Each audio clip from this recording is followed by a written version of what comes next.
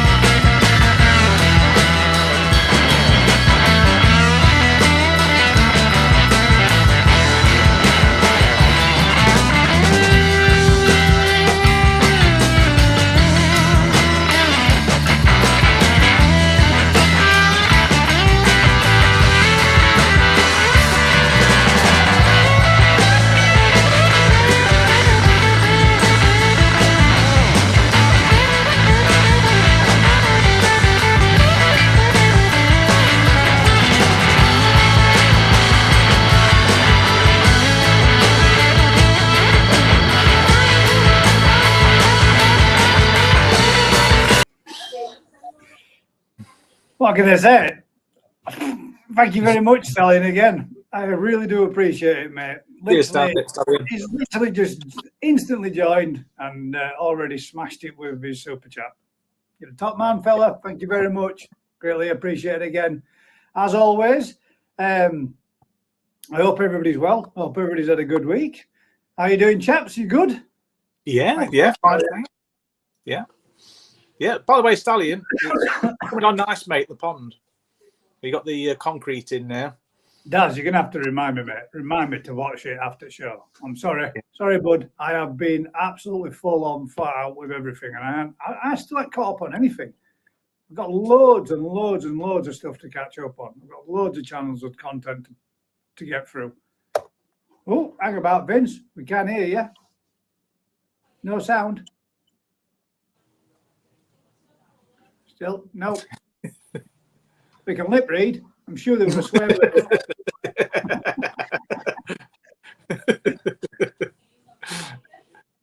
Can anybody else hear him? Can you guys? I can't hear him. No. Nothing at all, mate. Let me just check your mic.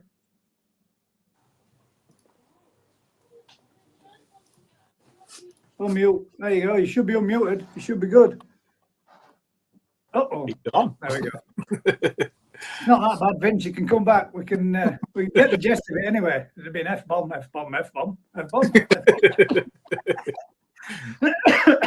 Anyway, well, hopefully Vince gets his sound sorted back out. And while he does, we'll go through a couple of the comments and we'll say hello to a few people. Here we are. He's back. Back looks.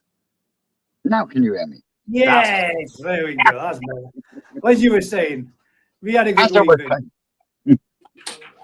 Yeah, it's not, but people just don't understand and appreciate how much time setting up a growing show takes. So if you've got any issues at any point, feel free to A lot more than what you'd expect, really, mate. It's not as easy as what you'd think, is it? No, definitely not. And then on top of that, I had one bit of bad news. One of my subscribers that entered into mine, Ian, lost his fish already. Erin's been and took it, as well as a lot of his others. Yeah. Already. I mean, for every negative, though, Ian, there's always a positive. That means I haven't come last. Only a joke, mate. You're going to see a little bit of light humour in it, mate. But I am absolutely gutted. But one thing that George did say, he still has some left. Should you want to pick another one, mate? Let me know. We can't get better than that. Yeah. We'll have a quick flick through some of the comments and we'll say a quick hello to everybody and see what's going on. But before I do go into this evening's entertainment, what I'm not going to have this evening, guys, is any of the drama bringing to the chat, by which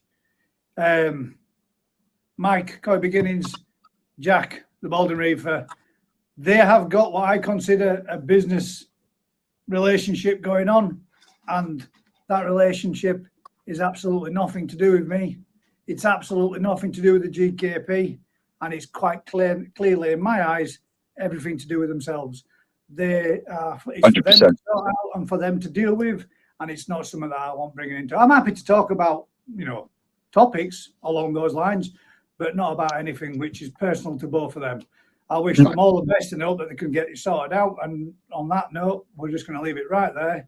I'm just gloss on straight over it. So I don't want any questions about what about this, what about that, what about the other. It's none of my business, and it's going to remain so. 100%. So I just think it's for them to sort out, and hopefully, fingers crossed, they can get there. And I hope Mike gets all the very best and his fish make a good recovery. Other than that, we'll move on.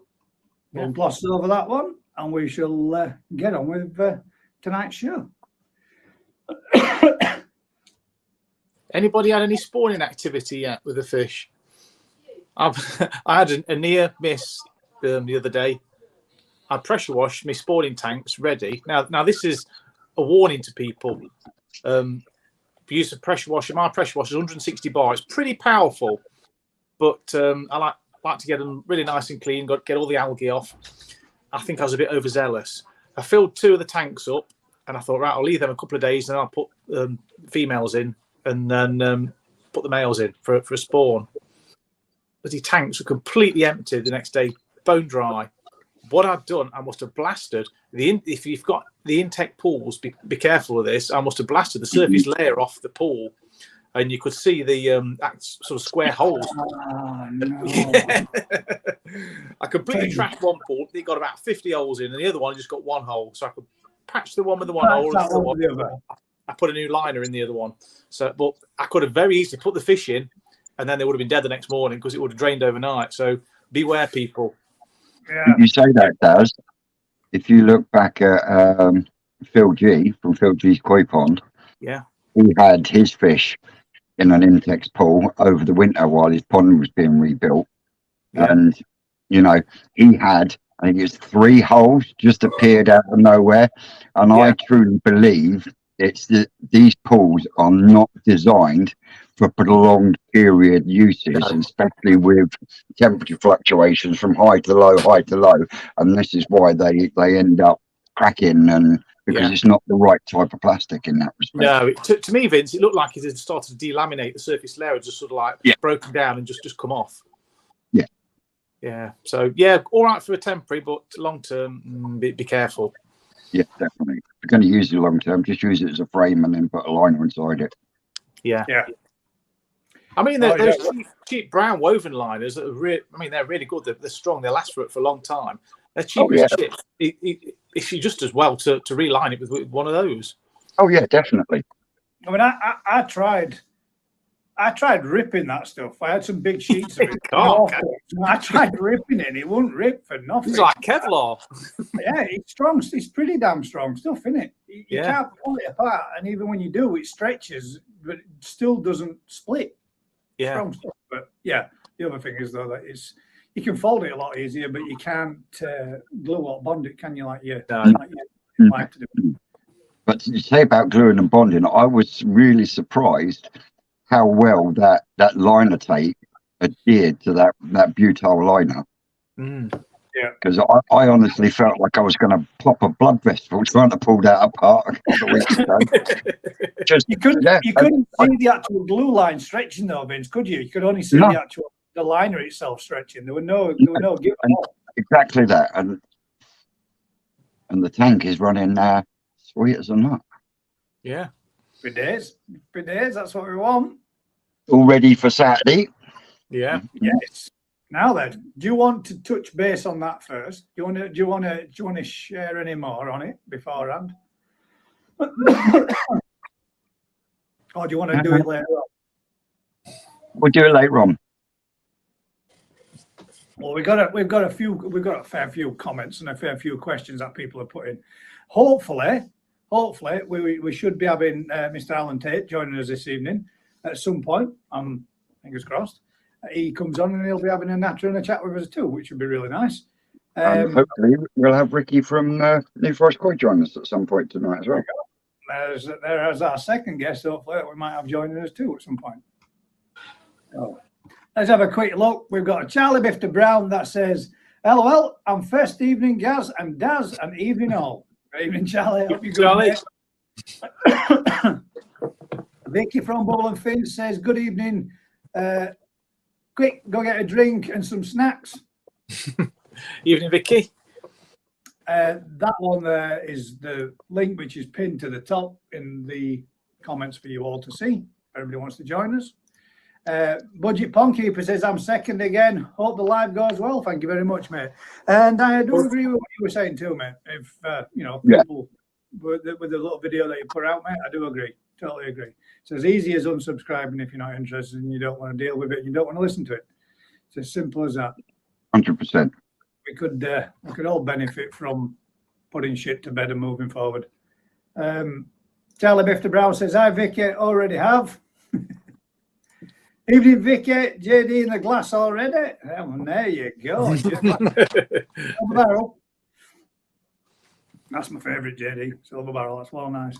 Busy B says, "Howdy with a wave." Good evening. Busy. Busy. DT says, "Evening all. How is everyone?" Very well this side, Dave. How are you doing, mate? Good. Let's see. We've got general chit chat between everybody else there. Cheeky Coy says, "Need the maid to me one and hi all. Need the maid to me one." I think that needs the appropriate signage. Yeah. I think, hang on, yeah. Oh, yes, already we can get the new one in.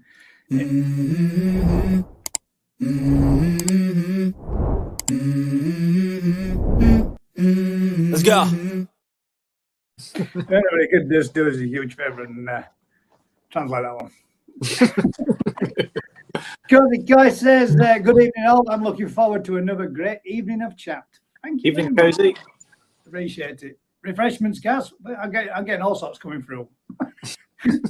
She's popping like crazy. Getting little notifications coming up on my phone, some coming up on my PC. DT says, "Evening, BPL." And Bubble and Fins, UK, Charlie, Bifter Brown. Well, welcome from Busy B.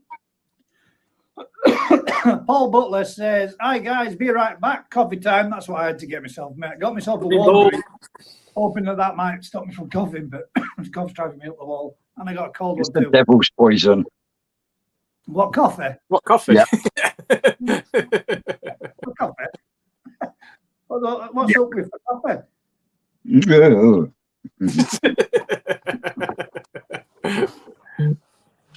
My old lady drinks that Colombian, and I tell you what, she don't have no milk in it, and you can smell it from the other fucking side of the house. That's like mud, though, isn't it? With no milk in. Oh no. Oh yeah, she does like a strong coffee. God, that gave me a migraine within like 20 seconds. If ever I do have a coffee, it's a small vanilla latte with half a shot of coffee. Yeah, I have to have half a shot. I can't hack it strong. Vanilla, I mean, I love a latte, but vanilla latte, no thanks. No. Oh, that's nice. And what's the other Won't one? do The gingerbread latte. Hazelnut's a good one. Gingerbread Hazelnut's a good one. Well, no. Straight normal latte will do for me. That's very nice.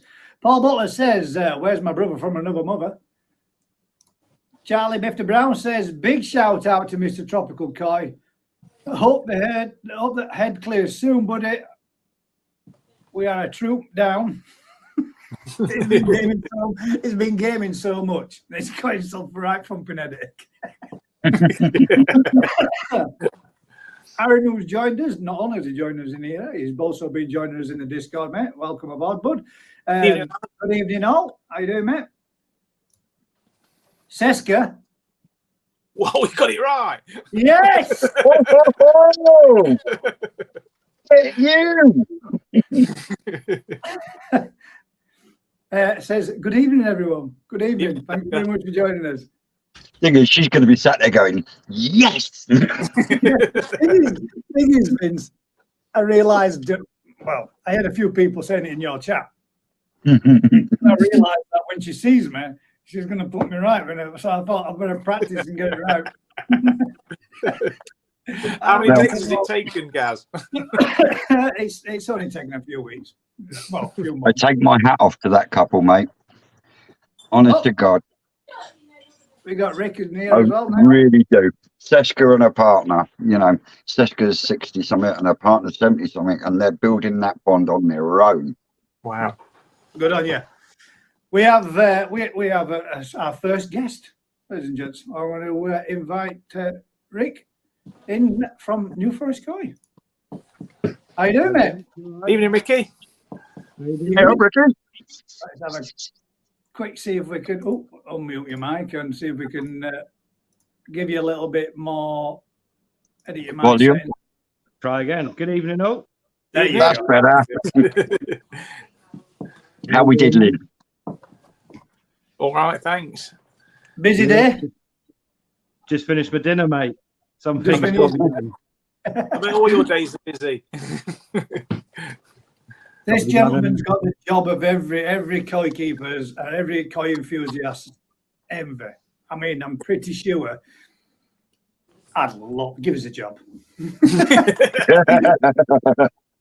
would love to do that for a living, mate. I really would. I was watching you wade through those vats of fish. There's some beauties in there. Thank you very much. We do our best.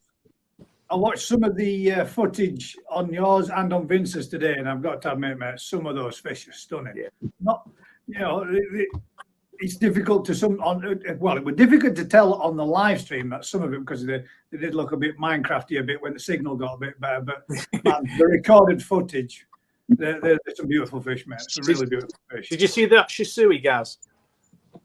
I didn't see the Shisui.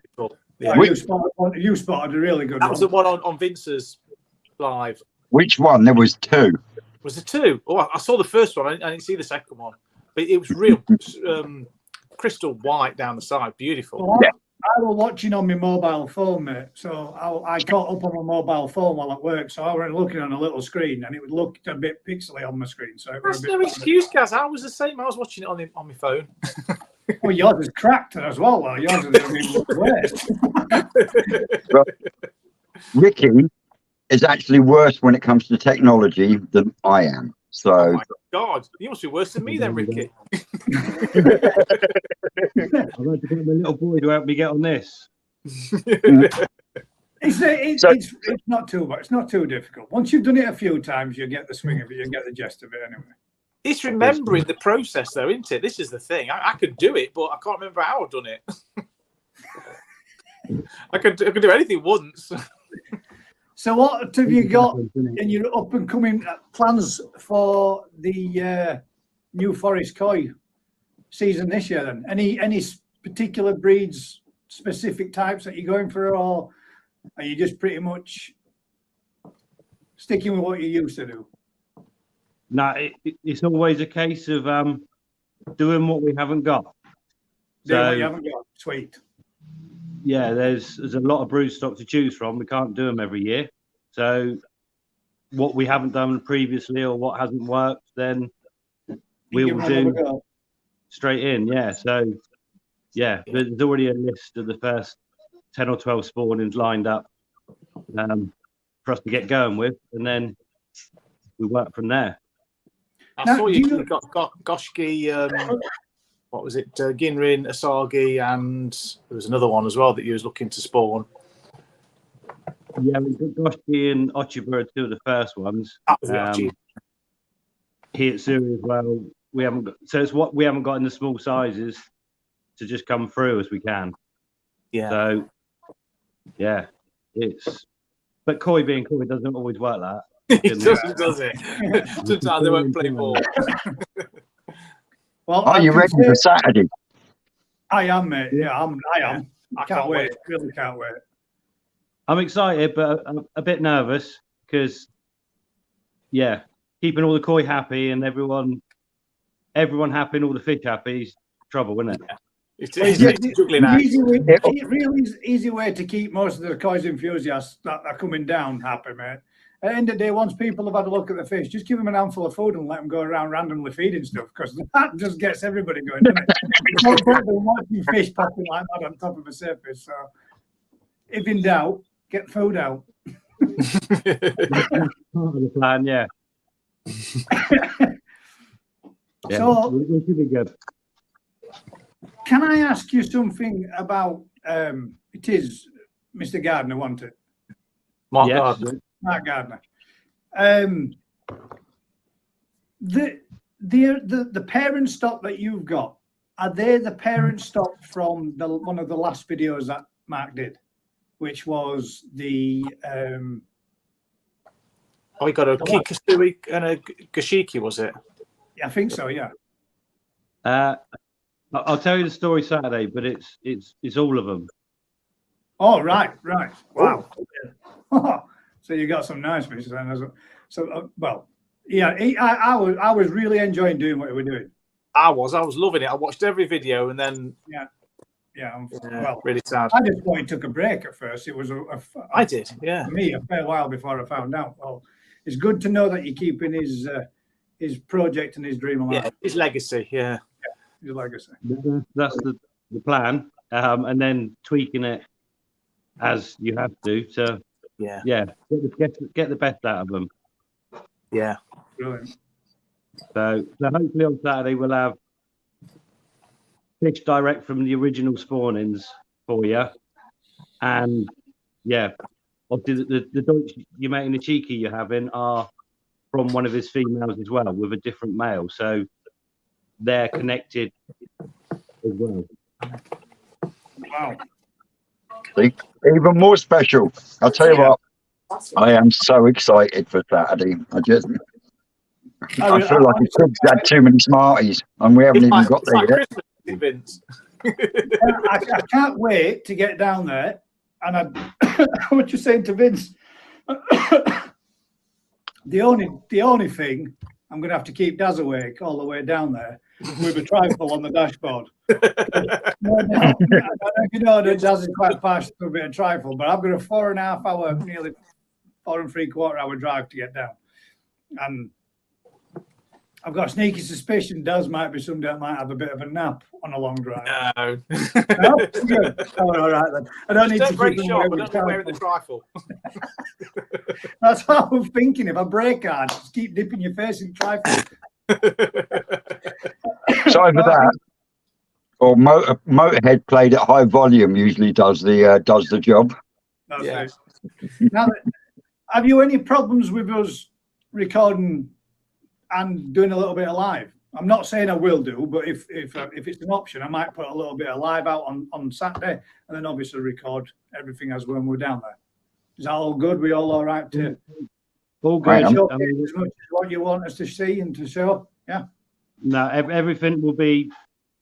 You can film whatever. Everything will be there. Obviously, we're only going to be in the shop area and around that area. We're not going out on the farm, so you can film anything you want to film. Free for all. Brilliant. That'll do it for me. Smashing. So everybody out there, keep your eye out on this up and coming Saturday. Me and Daz might go live on his way down for a little bit of a natter just to keep us. Yeah. Same. I didn't. Obviously, I'll be awake, but it'll give Daz something to do while we're driving down there. I bloody hope so. Daz's first official GKP live where he may be the lead man. How about that? Danger mouse. There you go. But me and Daz are on his way down. We're tripping down there on Saturday morning. It'll be probably about 6 o'clock start-ish for me. Pick Daz up. I'll still be asleep by then. Yeah. I'll be up long before then. You'll be up long before then, Rich. Yeah. I've got ponds to drain, fish to move. It's all got to happen that morning. So drive down Friday, Daz, and camp. Yeah. Get there for early morning prep. Yeah, bring the waders. It's going to be great. I really am looking forward to it. I think there's lots of other people within the group that seem to be looking forward to it and are pretty excited to visit as well. I think it's going to be great. There seems to be a lot of exciting buzz in the group. Talking about the group, Nip, you need to get Lisa into the Telegram group as part of the Growing Show, please. And there is 1 or 2 others out there that need to get on the Telegram for the Growing Show. Adam Lloyd was very, very happy with his fish. And I'm still waiting for Lisa to tell me whether she was happy with hers. And I haven't heard from Ian yet. So, but everyone else should be there on Saturday. Lisa's already got her growing, mate. She's cheating. I've got a couple of people that are asking her a couple of questions. I've got JP Watergarden says, quick question for Ricky. What are the opening times, etc., for the new Forest Koi? As I was going to come and visit, but I'm a 3-hour drive away. So what are your opening times, mate? 9:30 till 4 every day through the season. There you go. And that was for JP. Is there anybody else? I'm just trying to have a quick flick forward through, because if I don't, then it's going to be a case of I'm going to miss a fair few, and then we're going to definitely. When other people, you might no longer be on with us. What we got? Any more? Anybody else? Has anybody else? While I'm thinking now, has anybody else got any more questions you might like to ask Ricky while we've got him on? Is it Ricky or Rick? I'm sorry. Easy with both. It's normally Rick, but Vince is crowned me Rick. Yeah, I thought so. Normally Rick. We'll go with Rick then. Just have a quick double check. Can't help these things. But out of the total spawnings that you're going to do this year, how many of them are actually going to be physical spawnings, and how many of them are going to be done by hand? Everything's done by hand. Oh, yeah. Every single fish is stripped by hand. Yeah. So, do you use the hormone? The hormone? No. No. No, we have done in the past, but it causes problems. So, in what respect? Partial ovulations, maybe. So they'll start spawning, and you'll find that they won't release all their eggs. Some of them will become still attached, and you end up with egg bound and stuff. It's just not ideal. If they do it naturally, they always fully release all their eggs. The minute you start using hormones, it can go horribly wrong. Do you have to do like the Japanese and wait up till 4 a.m. and wait till the timing's perfect for them to release? With them. Yeah, so myself and Dawn will stay. One of us will be with the fish the whole time they're put in for spawning. Yeah, that's dedication.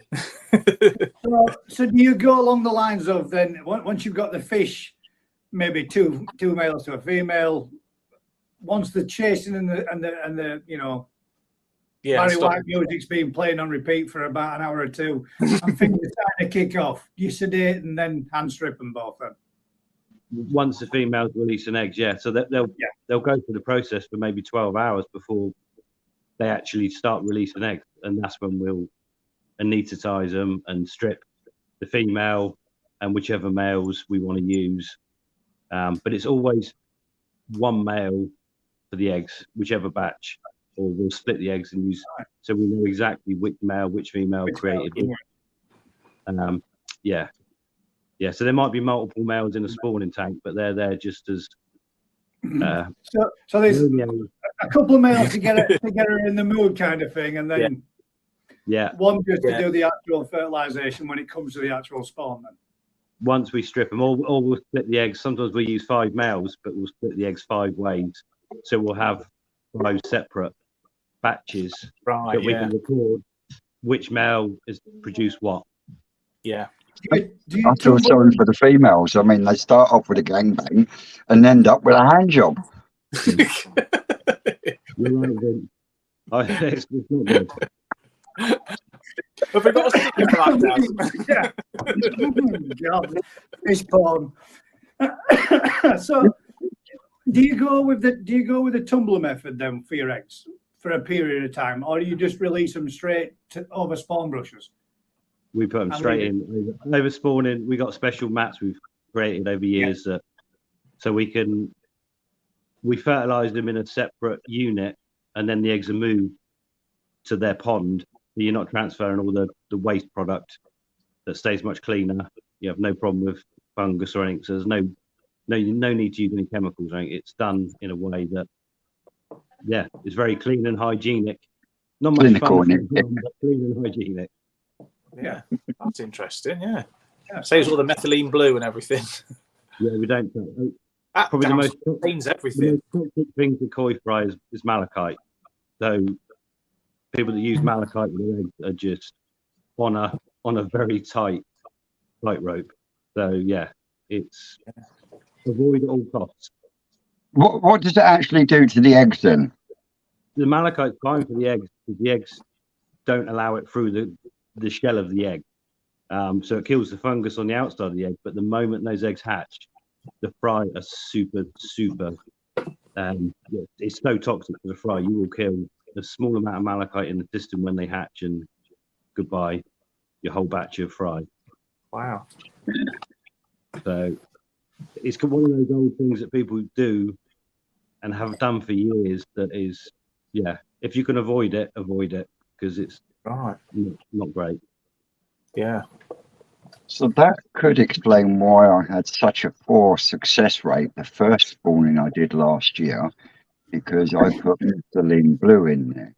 And then the second spawning I didn't, and then I had more success. So that would make a little bit of sense. Well, I suppose as a compromise, you could get eggs fertilized, put the malachite blue in, but then do a massive water change before the eggs actually hatch to reduce the. That's what a lot of people do. They'll when the fungus starts, they'll treat with the malachite and then water change. But if you do it in a hygienic manner, there's no fungus to begin with. There's no need to even go down the road. But if you self-spawn, you will have so many rotten eggs that you will have fungus everywhere. And a dip of malachite is better than trying to treat a pond, because you get it out of the pond in the time frame you've got is you've got to drain it. You might as well just move the eggs rather than trying to drain all the water out and refill it and all the rest of it. Yeah, definitely, because that in itself will end up damaging the eggs as well, won't it? They are for certain times, so they're only in the egg for 72 hours, and there's windows when they're incredibly fragile and windows when they're very tough.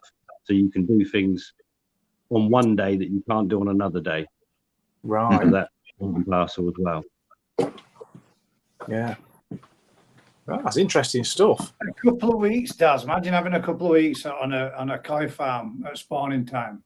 You would learn so much. Learn so much, mate, couldn't you? You could learn I hope to. Well, we hope to have it documented this year anyway, don't we, Ricky? So brilliant. So, in your advice, then, Rick, would you always say the best thing to do is to hand strip rather than leaving them natural?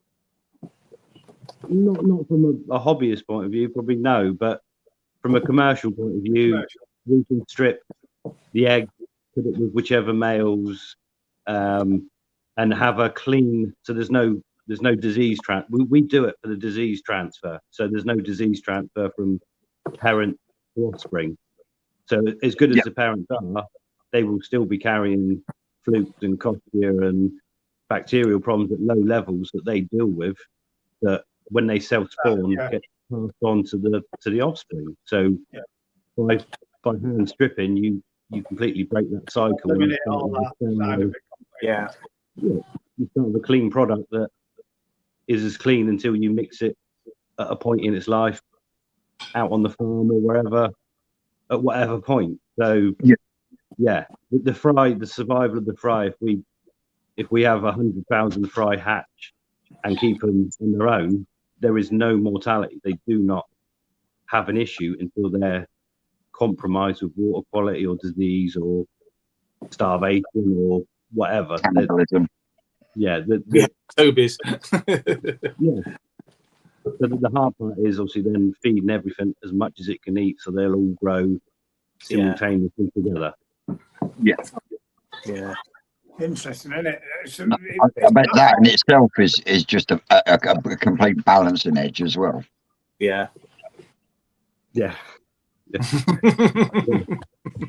Would you be as kind to give us a little bit of history on New Forest, if you wouldn't mind? Just to tell us how, what, where, and how you got involved within it.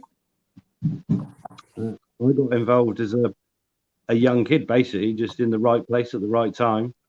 The farm itself was just starting out producing koi, and we just, myself and Sean, who's the owner of New Forest Koi, I knew him from my older brother. We started 30 years ago, and never looked back, really. Luckily, the original site is Sean's father, Tim, who Vince has met. He's an absolutely awesome guy. So it was a big fishing lake and some fields, and we've just grown it from a site. As we've grown, it's grown to the point where we've completely filled it. There's a lot of ponds on there. How many acres have you got, if you don't mind me asking? All told is about 20 acres. Wow. 20 acres? Yeah, maybe 120 ponds. Wow. I've got a way to go yet. Now we got Alan. Alan's just joined us as well. We might as well pull Alan. You never know. Alan might have something to ask you himself as well. And well over a mile's worth of electric fencing around the whole property. Right. What is the electric fencing for? Is you have otters? Is that a Keep problem? it down. The otters visited 5 years ago and did serious damage. So, And they're like foxes in a chicken coop. They don't even eat half the stuff they kill, do they? It's just took out a lot of your brood stock, didn't they, mate? Go for the big fish. We lost probably 20 parent fish in literally one night. So, it's surprising just how much damage they can do, isn't it? I mean, how big a fish they can take and will take as well. They're not really a huge animal, though, are they? No.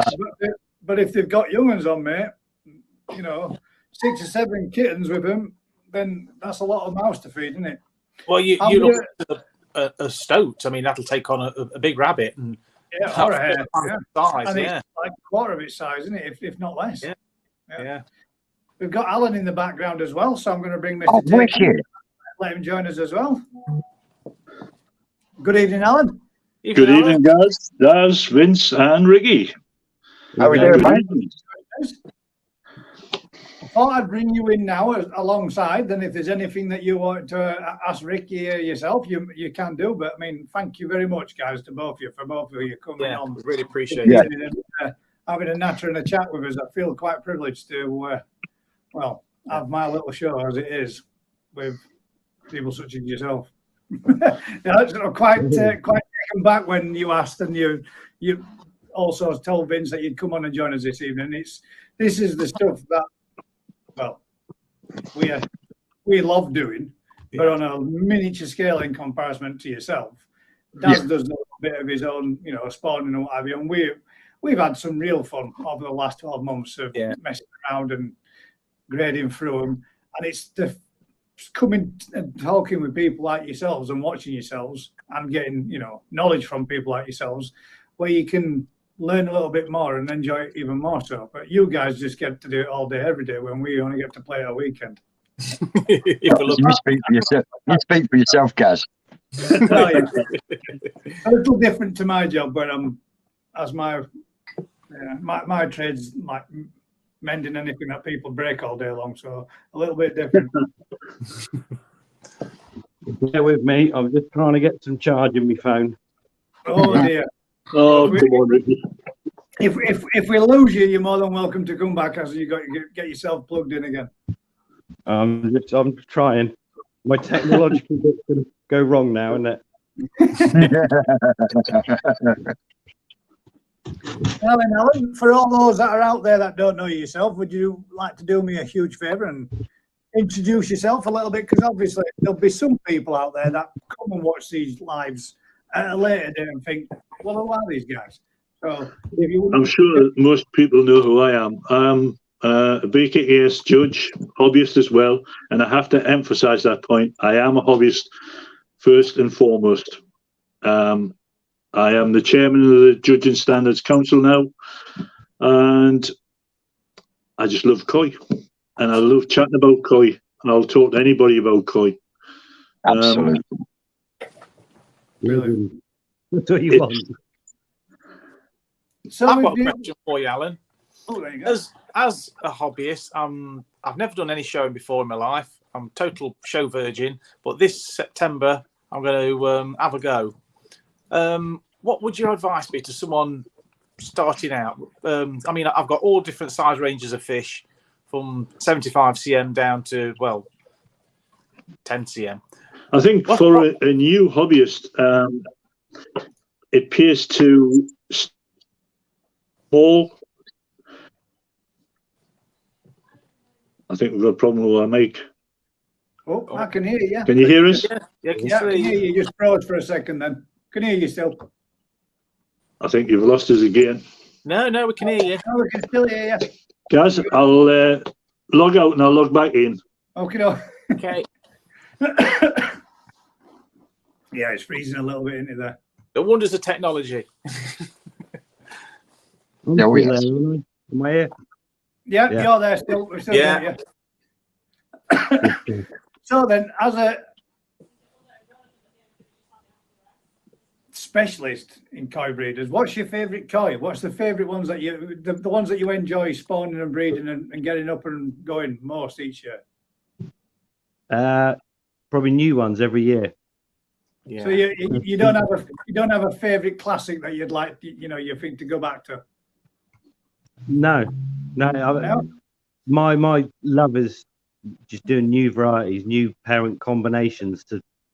In your head, you think, Yeah. this would be amazing, and then it never is. But that's what's enjoying it. So what is your holy grail that you're always trying to? There must be one out there. If you only have to manage to get that to work. Not really. To produce fish that, when you've grown them for 5 or 6 years, that they're still really, decent. Yeah. And that's a rare beat. It's a rare beat. They always look good when they're young, and you think, yeah, I've got it. Yeah. And then if you grow them out, it's like, I haven't got it.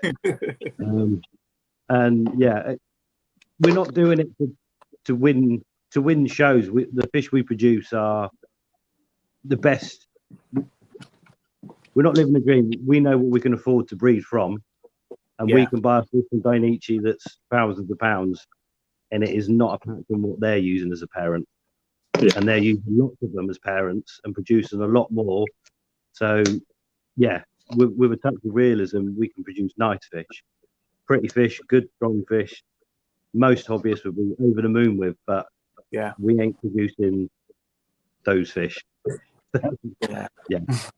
That's just the reality. You always dream you will. You think that this combination might be the magic one, but reality is, if you can grow a fish to 70 centimeters that's still good, that's a pretty good. good. That's where you'll see some stuff Saturday. That's people. It's nice, it's pretty, it's good, but it's not that elite top level. And that's another ball game. Not our ball game. Yeah. So from a spawning, Ricky, what percentage of koi do you actually grow it on? We do roughly 500,000 from our first cull, and we keep 5,000 over the first winter. So that's kind of 1%, which is, it seems quite harsh, but it's not even in the realms of what they're doing on the big farms in Japan. So those 5,000 fish that we're growing on, that we're quite happy with, 50 of those might make a Tatagoi on Dainichi's farm in the first year. And it's not, we do so many varieties. It really is to supply the shop with our own stuff, with all the varieties our customers want. It's just to get the best we can from the brood stock we got is key. And fish that will live in people's ponds, that will tolerate conditions, unheated ponds and such like that, and live happily in 90% of hobbyist ponds. And that's what we've done for 30 years, and we improve every year. So do the fish in Japan improve every year. Our fish 30, the fish we produce now would have been good fish in Japan 30 years ago, but as we move forwards, it's raising the bar, don't they? Yeah, they do. But that's the difference, though, isn't it? They've been doing it for that much more longer. That they're always going to be that element of several steps ahead, aren't they? I mean, it's not so much that you're not doing well. You are doing exceptionally well. If you're producing top quality fish, hardy fish, and they're producing mind-blowing fish right now, I mean, that's where you can aspire to be in another 2 decades, isn't it? So I mean, it's well, hopefully that's got to be the aim, surely. It's to a point. It's supplying the right fish at the right market, as it were. To have the facility. A lot of fashion with koi. Certain varieties will be in 1 year and out the next. Well, this is why I asked what I said. There's always going to be changes in what some people want, or whatever. But high class fish at big sizes, the money involved in not just producing them but growing them, the rearing of them is mind blowing. The big farms can set aside ponds just for rearing fish.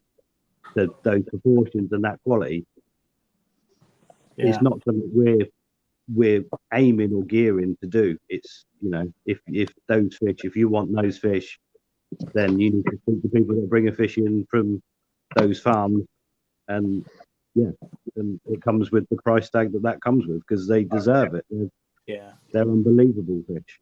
So we're just filling in the lower end of the spectrum, as it were.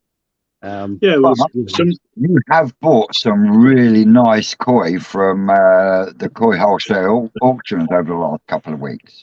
So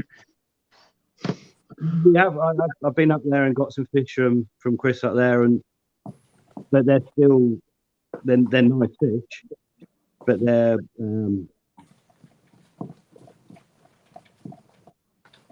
they're still cheap fish in comparison to what those breeders out there are using. It's not even in the same ballpark. So not to do myself down, but paying £1,000 for a fish here, it's not the £20,000 I'll be paying out there for a better fish. So that's the reality. I can understand what you're saying, but I mean, from both from a hobbyist perspective and someone that champions the farm, and I've been going backwards and forwards to you for years. Excuse me. I think you don't give yourself enough credit with the quality that you do produce. Yeah, because I mean, we've seen it where brood fish from certain places. You think, oh my God, that looks terrible. But they produce some fantastic fish. So long as the genetics are there and they've come from the right bloodlines, you're not. Are you looking for a perfect finished fish for spawning, or are you? No, it's not so much a perfect finished fish. It's all the attributes. So you write off parts of the pattern or whatever, but you're still looking for the very, very top end fish that are out of they're not available to us. Period, really. So yes, we can produce. Our whole ethos is to be buying fish from good bloodlines, hoping that those genetics follow through. But you're still buying inferior fish to some degree. To those top end fish, you're still chasing a few generations of using them. Our best results are from our own fish by a country mile. So once we've got a good parent set and we've got offspring and we can use them for the next generation, we're seeing much better results. But it's still, we can only, our farm, we can do 500,000 fish comfortably to our first cull. Yeah. Most times in Japan, a big farm will do 20 million fish from specific varieties that they've got the best stuff in. So, we can produce great fish for the average hobbyist. We're not miraculously going to start producing grand champions at any shows that are just not. Yeah, it's one of those things. You can dream and you might think, but even if we do produce those fish, we haven't got the facilities or the customers to then grow those fish to 80, 90 centimetres and have them looking at that. That in itself is a whole new ball game. Yeah. A lot of time, a lot of money, a lot of investment that they do in comparison to what how you scaled up for yourself. We've always just invested what we've made and grown from a few ponds up to 4 full-time staff and what people see as a big farm in this country, but it's still we're still tiny in comparison to farms out in Japan. So, maybe so, but you are the biggest koi farm in the UK, are you not? Probably, but I don't go out measuring people's ponds or production or. No. How do you quantify that? Perhaps I don't. Maybe we use more, but the difference is we're using parents to supply our shop foremost. So we're using 25 parent sets a year to try and produce the varieties for the shop to give it as much variation. So we're not necessarily picking the highest quality fish all the time because we're trying to get all the different varieties. So if I just produce my best fish, I'd only have 3 or 4 varieties on the farm, and our shop would look pretty much one. So we've always tried to supply what the customer wants, as opposed to what I'd like to produce. And that's the business model that's kept us running for 30 years and growing for 30 years. We're supplying people what they want or can afford, or it's sensible. It's a good business model because at the end of the day, there's far more middle of the road koi keepers out there than there are high end koi keepers, I would imagine. Oh yeah, there's more hobbyists in buying fish than there is short people. Yeah. And everybody there is a market for everybody. Like Ricky and Adam. Adam's fish have come on leaps and bounds over the years I've known them. And the same with Ricky. Yeah. And there is a really big market for these fish. Yeah. It's not about buying expensive Japanese fish or foreign fish. It's about the hobbyist. Yeah. Yeah. We all start off as hobbyists. I'm basically a hobbyist who got into judging through another judge who asked us to think about it, and I did. And I moved into the judging world. But I still have fish that I like that wouldn't do well in shows. They're my personal pattern style that I like, and I'll buy them fish. Yeah. They'll not do well in the show, because they haven't got the right attributes. They haven't got the body shape or the skin quality. Yeah. So everybody has a niche in this hobby, and we all should join together and embrace everything. Yeah, 100%. Yeah. That's nice. Would you? So let's say, for example, then, Alan, if you were going to go down to New Forest Koi and you were looking, let's say you were looking for a new fish, what fish would you be going for your own pond as a hobbyist? Then It wouldn't be a Gosangi. It would possibly be, because I've got plenty of Gosangis. It would possibly be a metallic fish, and I'm sure Ricky does good metallics. Oh, he does. Yeah. And I would look at the metallic side of it. you won't fancy one of his Karashi guys, because mate, them are stunning. They're really good. I can't wait to see them in person on Saturday morning. The Karashi guys are really good. We looked at a linear one, didn't we? It looked fantastic. Yeah, stunning, man. Absolutely stunning. Yeah. But I mean, to me, I mean, Ricky, you were saying there, but I mean, and Alan, somebody new getting into showing, would you think they would be capable of taking fish from your likes of Ricky, Adam Bayer? I mean, we know Adam's had show-winning fish. We know he's produced champion fish. Yeah, competed in the UK. Would you see? Can you honestly say, for a beginner show enthusiast, that you could go and take part with, maybe not so much to get the grand champion or anything, but perhaps maybe to come away with some rosettes with fish that you can purchase and buy within the UK from breeders such as these? Yes, you can. If you're new and you're starting off and you're buying fish from Ricky, for instance, if you go along the lines of size 1, 2, 3, and 4, those fish that Ricky produces will compete at those levels without a doubt. It's a different ball game when you get a 70 cm and above, because then you're looking at body shape and volume. And I find that English bred fish yet haven't attained that yet. So if I was new to the show scene and I was showing and I bought fish from Ricky or Adam, I'd be looking at up to size 5, and I would be confident I could compete. And they do compete. I've seen Adam do really well from Adam's early days. I don't mean to cut you off, Alan. Can you do me a favour? For those out there that are watching, can you explain the actual sizes for your size categories? Yeah, quite a few people are probably going, what the fuck's he talking about? Size 1 is up to, from 15 cm to 25 cm. Size 2 is 25 to 35. Size 3, 35 to 45. Size 4, 45 to 55. So it goes in increments of 10 cm. So you're starting from a baseline of 15 cm. Anything smaller than 15 cm will not be benched to the show. They're too small. Yeah. So there's chance for agendas. Yeah, there is. Yeah, we've got plenty that size. Yeah, definitely. Yeah. And that's the place to start. My first foray into showing fish, I took baby champion in the Northeast with a fish I only paid 100 quid for. Yeah. And my first baby champion at the National, and this is where people think it's quite elitist. My first fish at the National, baby champion National, cost me 170 quid.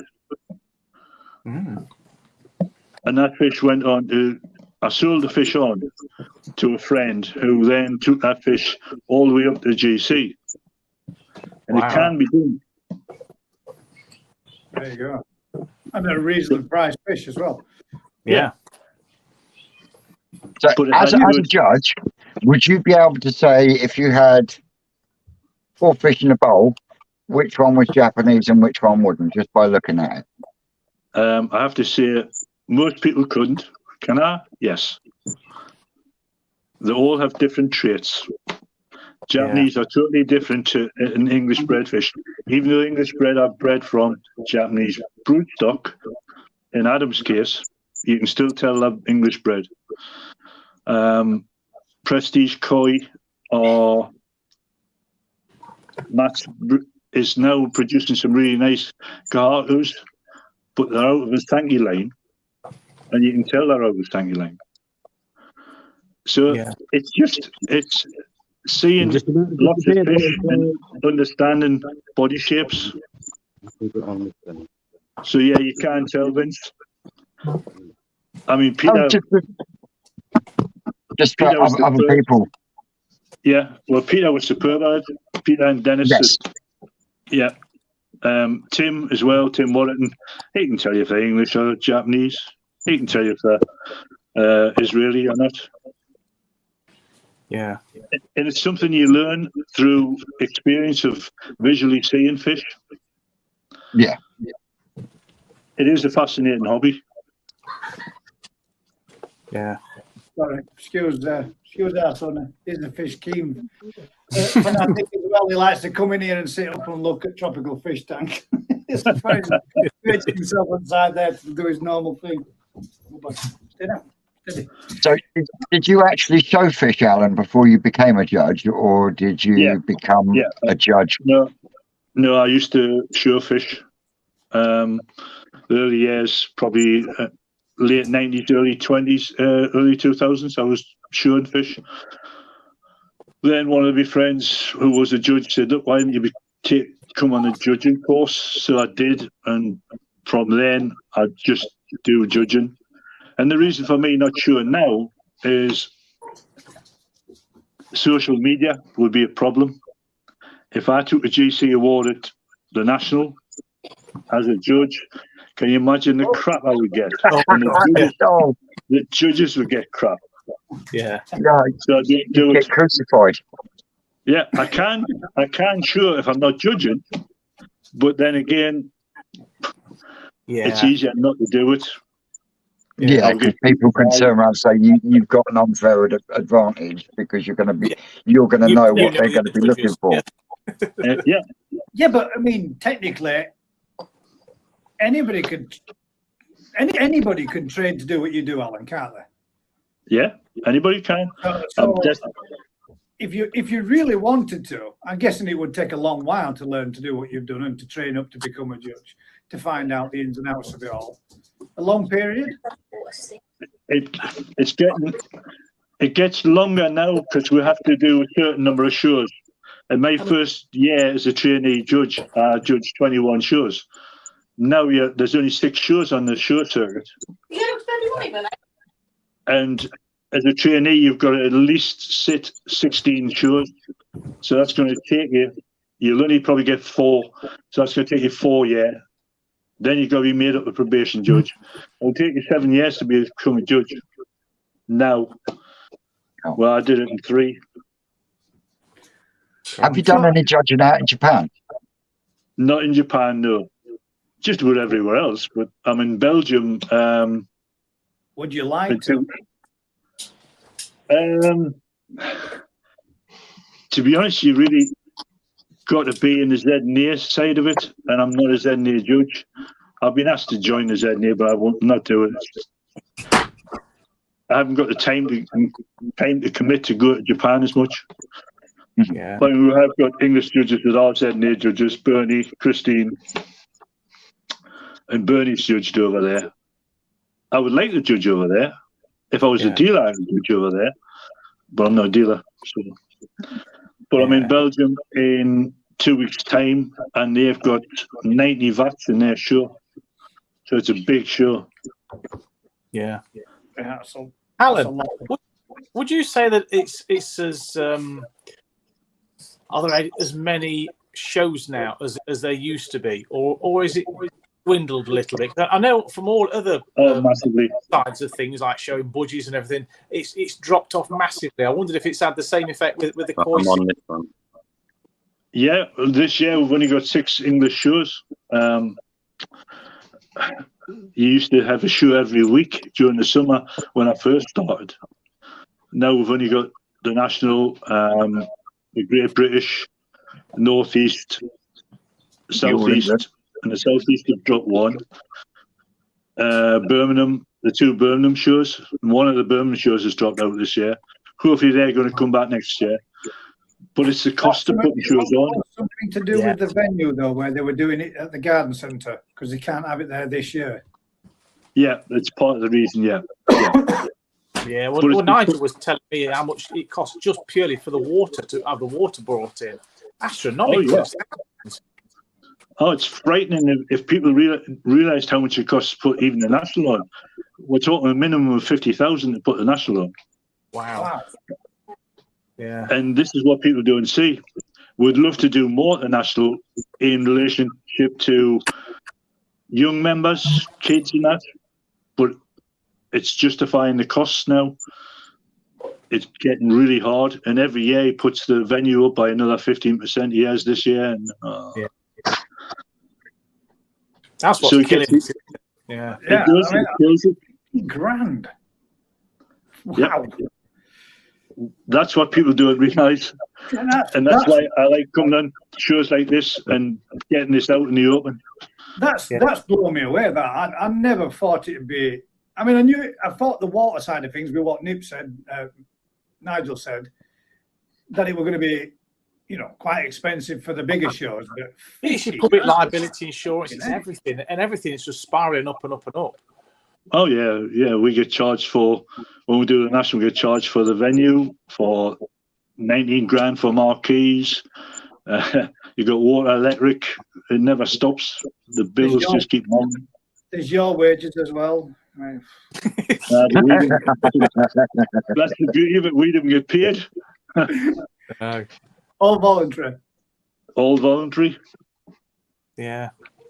And it's getting enough people to help set the show up. That's one of the biggest problems we have. Last year was really good. We had about 20 people at the show. 3 shows ago, we had 6 people set the national up. Wow. And they were dead on their feet by the end of the weekend. Yeah. So what's the maximum type of foot traffic you get at a big show like that? Like, let's say the national. What's the maximum foot traffic you get going in and out of that? It varies from where. Yeah. In the past, we've had 40,000 through the door, 10,000 through the door. Now it's dwindled off to about 2,000 to 3,000. Wow. Yeah.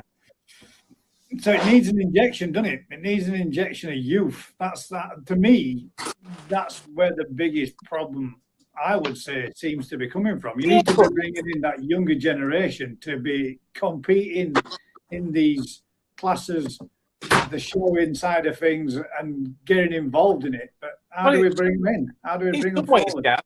This is to blame. People will not bother going to watch it themselves because they can just see it on YouTube. Yeah, that is. People go and record it. They think, well, I'll wait for it to come out on YouTube.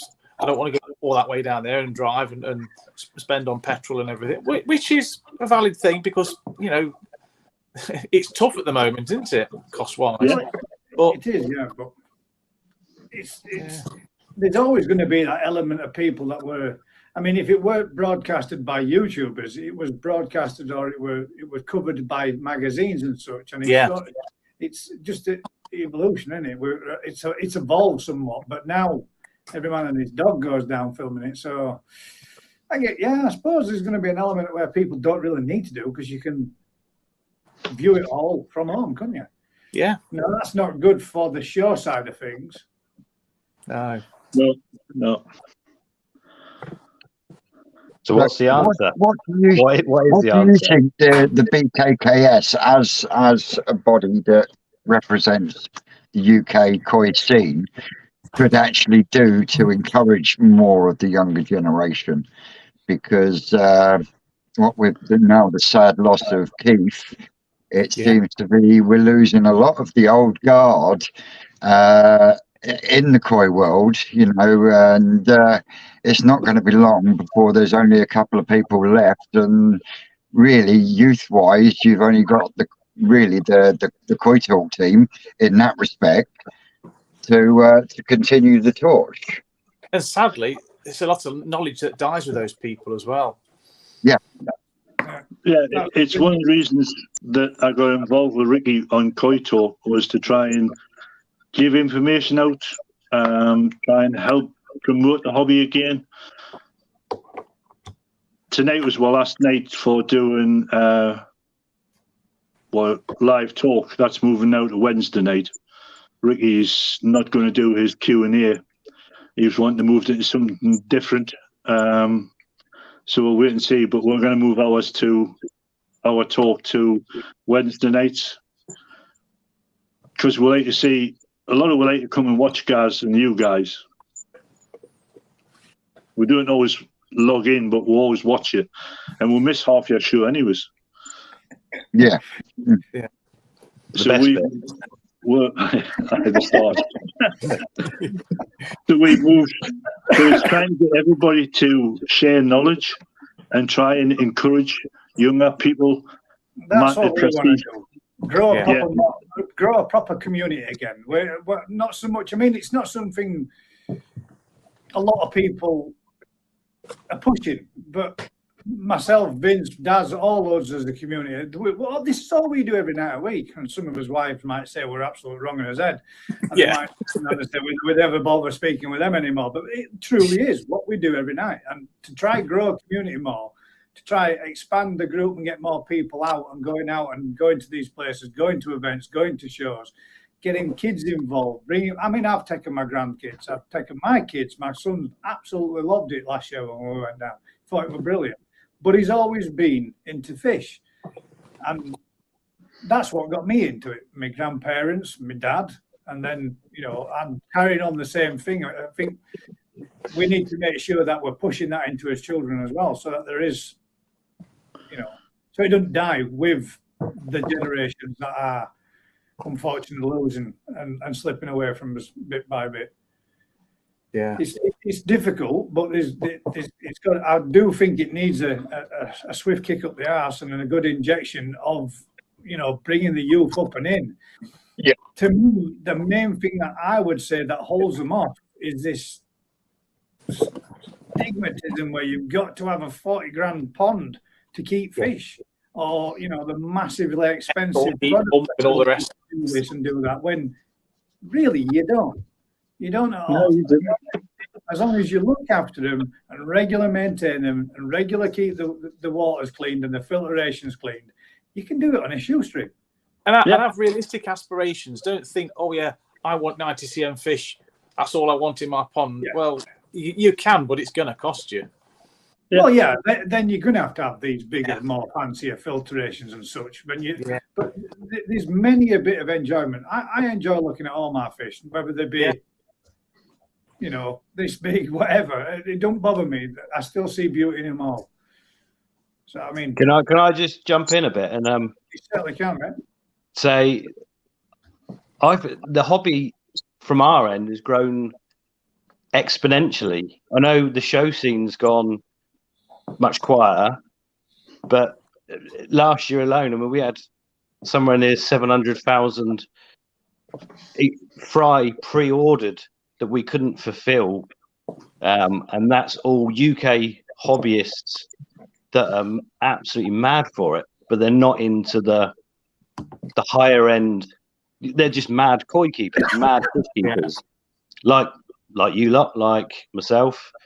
And I think the hobby, especially over COVID, it a massive boom of people building ponds, spending time in their garden, realizing their dreams of actually getting a pond because now they got the time to do it.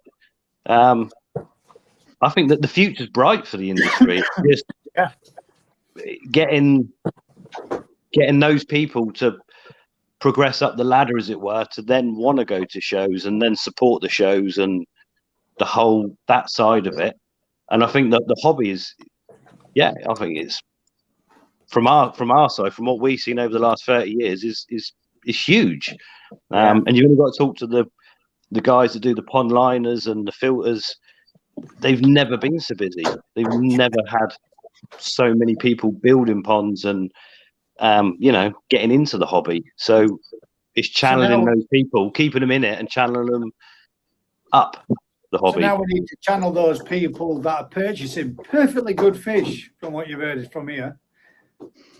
Class 1, 2, 3 up to 4, and competing them in shows. Because they are good enough to do it. Yeah.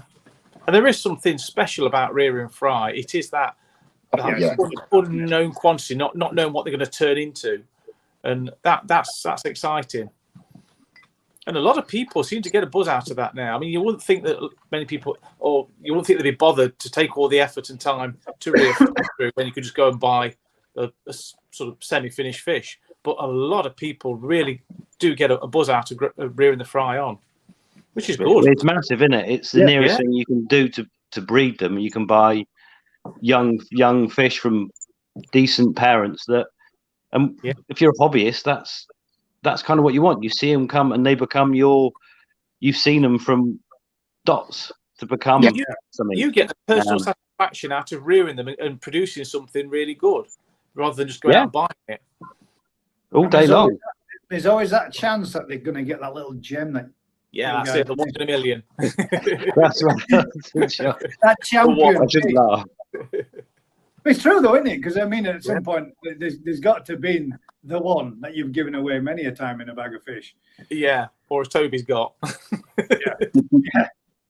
But the thing is, there is always going to be good fish in batches, but looking after those fish and getting the best out of them is the challenge. And culling them and sorting them and finning, that's a skill upon itself. And you've only got to see what Ricky's doing at Koi Wholesale. You know, buying in little fish from the breeders and then giving them a brilliant environment to grow.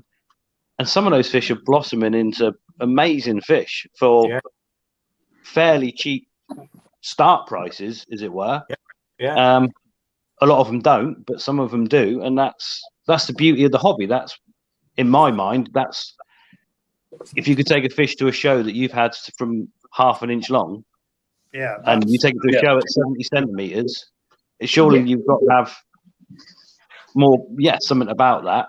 And I know you're never going to get the top fish because you're just not, but you can compete, like you say, like Alan said, in the smaller categories all day long, you know, with some of the varieties that aren't represented in shows in great numbers.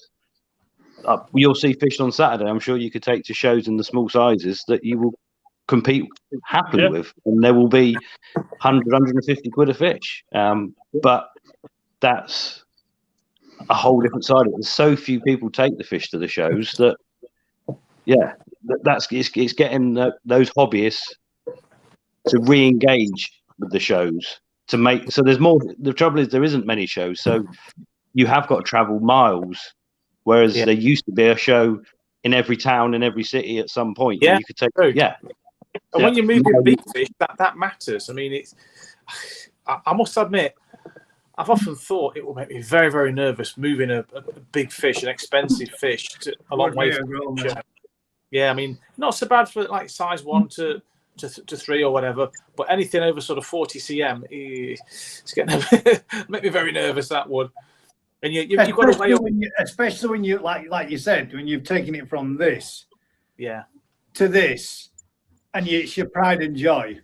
And I think that is one of the issues that you're going to have to try and get dealt with first before people of what I would call a normal pond would feel comfortable entering any type of competition, because on these chat groups and you go in these forums, as soon as people find out you haven't paid £1,000+ on a certain fish, or it's English or it's Polish or it's whatever, all of a sudden that's not good enough, because it's not this Japanese fish that's had. And until you can break that barrier down, it's always going to be there, and we're always going to be in the same impasse. For sure, they're judging standards. Alan's judging fish. He's judging fish. So if I'm talking about the way people are made to feel, because the fish that they're showing isn't from some top Japanese breeder. It might have come from Adam Bayer, or it might have even come from Yoshiki Koi. But the way people are made to feel by the people that are showing, can you see what I mean? Until you can break that barrier down, I think we're just going to keep going round and round in circles. I think that barrier's already been pretty well knocked down to a degree, with the level of fish coming from other places. In certainly, let's say the smaller sizes, I think, I mean, Mark at Cuttlebrook's been doing well. Adam's been doing well. our fish have been going to shows for years without people knowing that there are fish, and they've been doing fine in small sizes. It's not. I think that has changed massively from the last 15 years. The reputation of koi being produced elsewhere, they're being taken as they are. You know, if you can put them in a bowl together and they're comparable, and a judge can look at them and be honest about the fish, then I think absolutely it has come on leaps and bounds. So maybe it is, and with everyone on YouTube, that's just going to improve. And as we see fish develop from ourselves, from Adam, from Mark, whatever, that will just, I mean, the money you can get for English fish now is increasing exponentially as the quality goes up, and people trust that those fish are actually good fish. Then they're willing to pay £500, £1,000 for young Nisai that are going to perform to a decent level. Yeah. Sorry, grandson. Go on, take your man. Put in there, take Dud.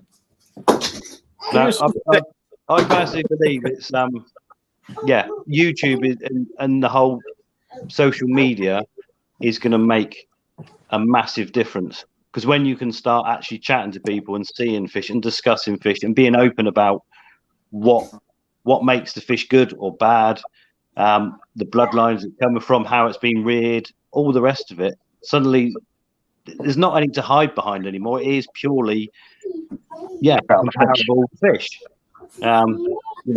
Raising techniques have changed massively. You can, as Ricky's doing at wholesale and as we're doing with our heated stuff, you can raise fish equivalent to what they will do in Japan, and suddenly they look the same. The structure and the quality of the fish is comparable, whereas 10 years ago those fish looked terrible.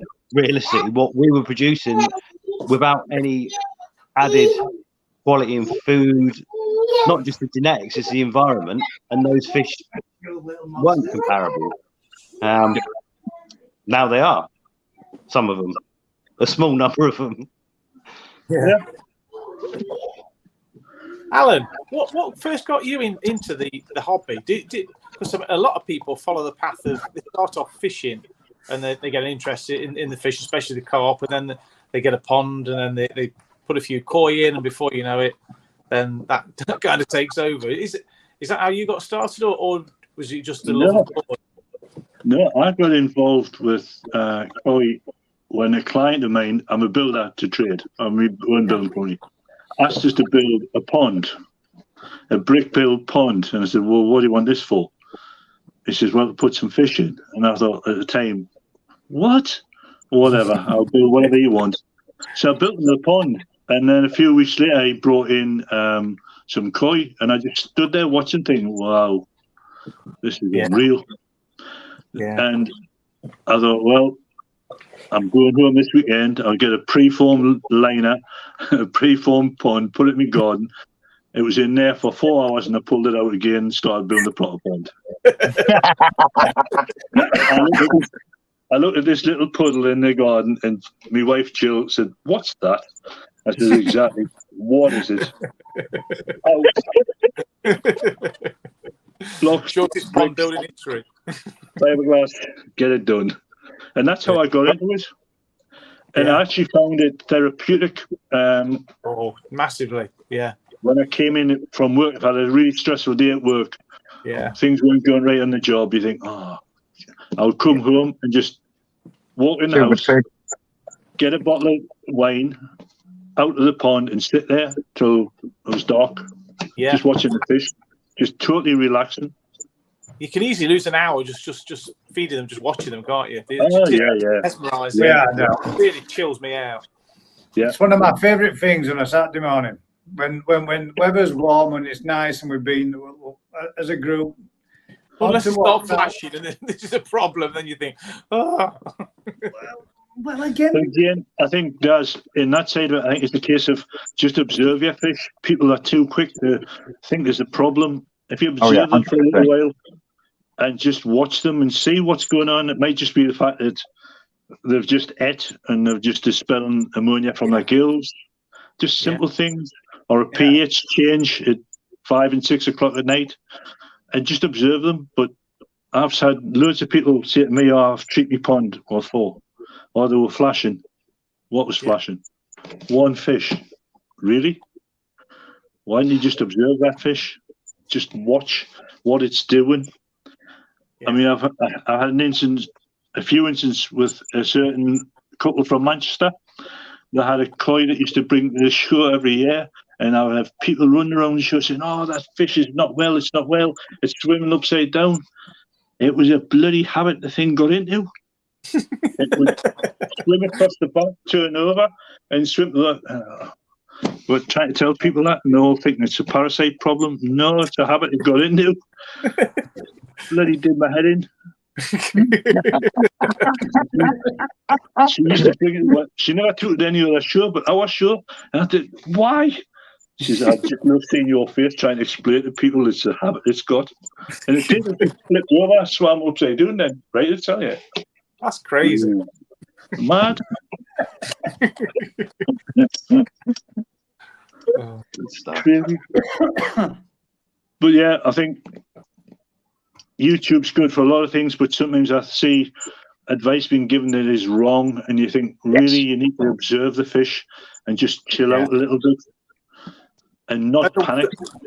The worst thing is when people say, "Oh yeah, the fish was flashing, so I just threw some meds in anyway," without even scraping, water's tested, nothing. I mean, I'll ask you guys a question, and I'll start with Gaz. When did you first get your first microscope, Gaz? When did I first get my first microscope? I was 12, 18 months in. Yeah. Because when I had a problem, I did have a very good koi carp round by us. And if I ever had any problems, they didn't have a problem with me taking a fish. They'd do a scrape for me. And then I thought to myself, I'm going around. But to be fair, they never charged me for it. They never charged me for any of them that they did.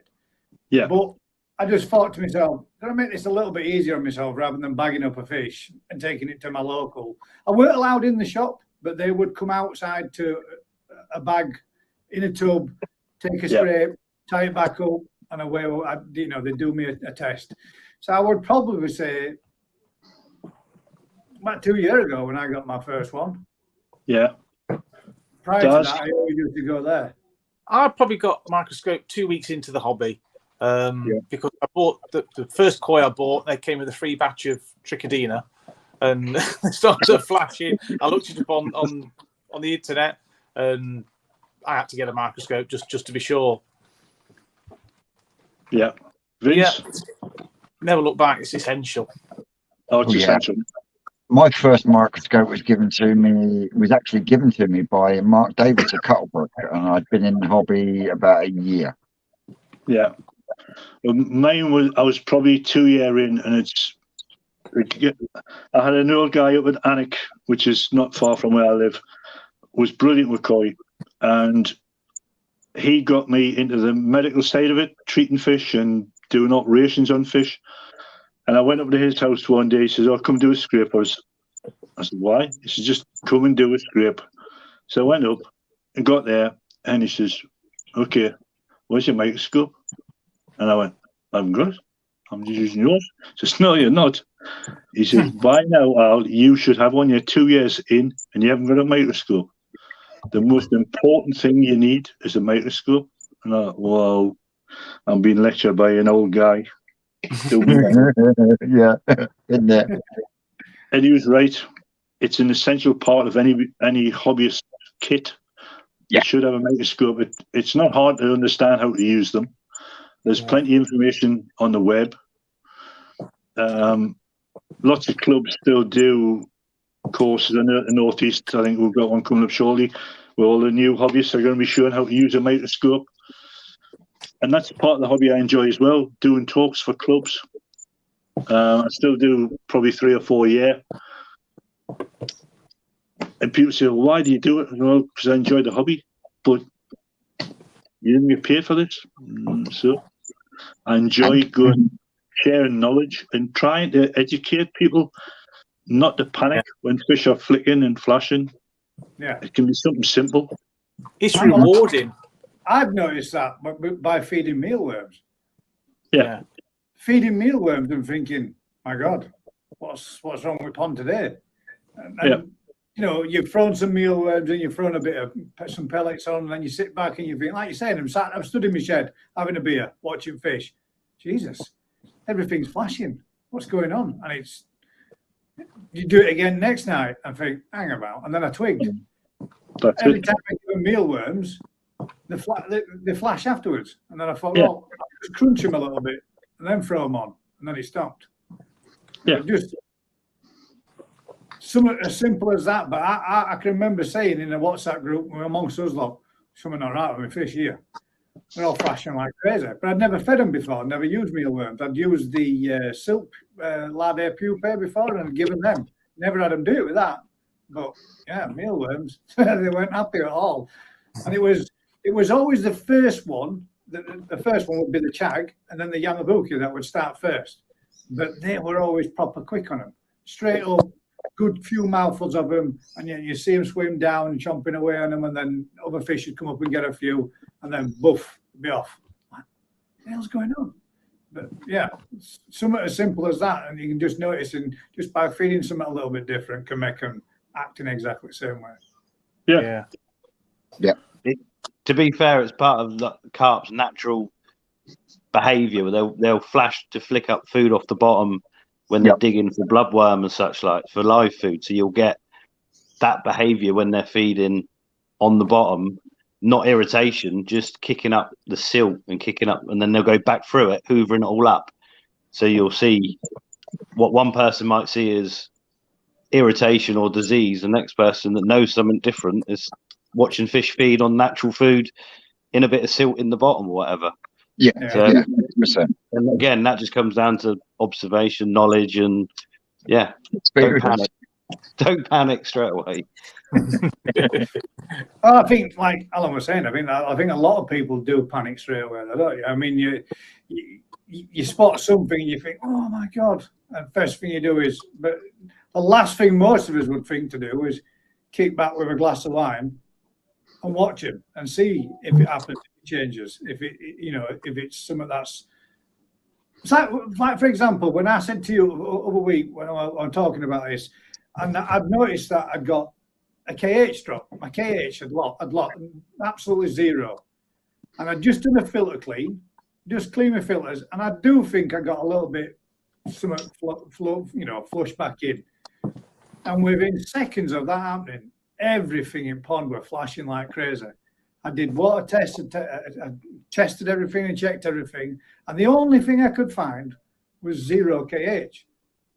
None at all. I was like, shit, where's all that gone? Because we were only following week before, we were up at 6. And in 7 days, had completely exhausted, gone. So I thought, well, bang some KH buffer in and brought it back up, and then watched him, and all of a sudden, that was it. As quick as it started, it stopped. But they were all going. I mean, I was showing these lot on camera, going, "What's going on?" I was panicking, and I did panic a little bit because I thought something's going on here. But whatever it was, other than the KH, put some KH buffer in, and everything went back to normal. But I got to admit, I did panic for a little bit, for a minute or two. But the more you experience it, the more you watch, the more you pay attention, the more you get to know your fish. Yeah. The more you learn from them, I think. Well, I had the same. I did a clean out on one of my big toe size tank, and they've been fine all through the winter. Not a single flash, nothing. And I cleaned the filter out, switched it back on. All of a sudden, they all started flashing. I thought, oh my God, I must have stirred something up off the bottom, some parasite or whatever that was just dormant. So I whipped 3 out, scraped them, absolutely nothing. And it must have been the fines come out the filter box. It was just irritating the gills. And after about half an hour, it settled down. But it's just a case of don't go in and panic and just chill, take 5 and just watch them. Just relax for a bit. Yeah. Don't panic, Mr. Mannering. Exactly. Good stuff. So, how many are you all coming on Saturday? Alan, you're not coming, are you? We got me, Daz. Obviously, Vince is going to be there, but me and Daz are definitely coming. Yeah. We're going to be there, 100%. I'm picking Daz up on my way through, and I think there's 20. What you got in the group now? Is it 22? Well, it should be 24. Should it total? I think there's about 20 of us going on the day, not including significant others. I did. What did I say, Vince? How many? 15 maximum. You might Well, have to that for the drop out at the last minute, isn't it? These things seem to take a life of their own, Ricky. They do.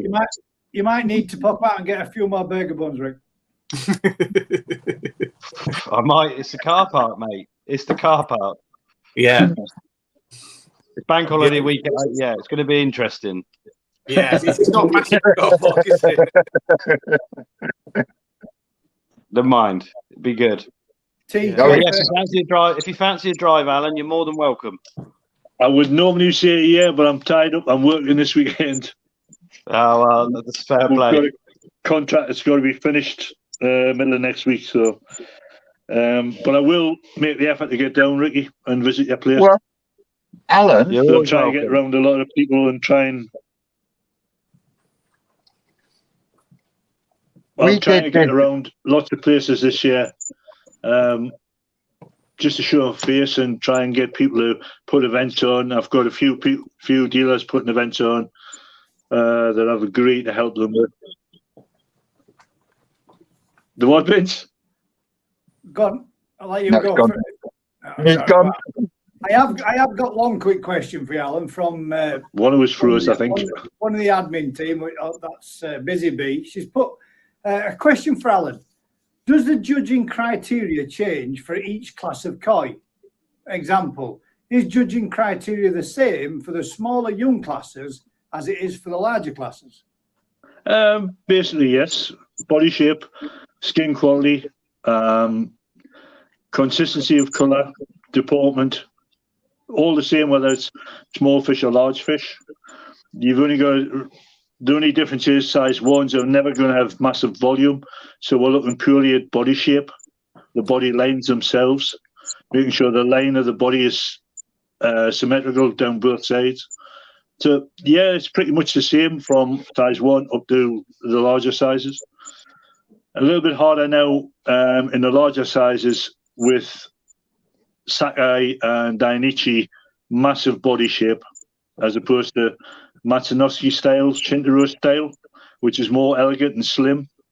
Still beautiful body shapes, but now they're having to compete against fish that have really broad shoulders. Sakai and Dainichi, deep body shape, massive now. Where when I think Peter was around, it would be Matsunosuke was the pinnacle at the time. Their body shape was long and slim, but the body shape was really, really good. So now they're trying to compete against much larger fish, which is a bit harder. I'll always go on body shape. The body shape for me has to be right. It's got to be symmetrical sides to both sides of the fish. Volume does play a part if two fish are of equal standing. Then the body shape, having more volume, will then push that fish into first place. But everything's much the same. The only things that are a bit different are Deutsch fish. Their body shape's totally different than everything else. You've got to judge that separately. Just remembered. We did the ground show that myself and Ricky are holding with the Deutsch Yamatanishiki. I know, yeah. The selection was done by photograph, and the judging will be done by photograph. I was just wondering if you would like to be one of the judges from the photographs in November. Yes, of course I will, Vince. If you guys want me to come and help you, not a problem. Have I got to agree with Alan then?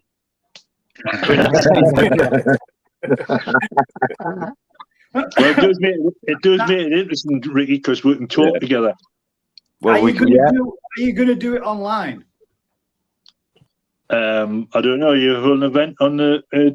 Or are you doing an actual event down at your place, then, Ricky and Vince?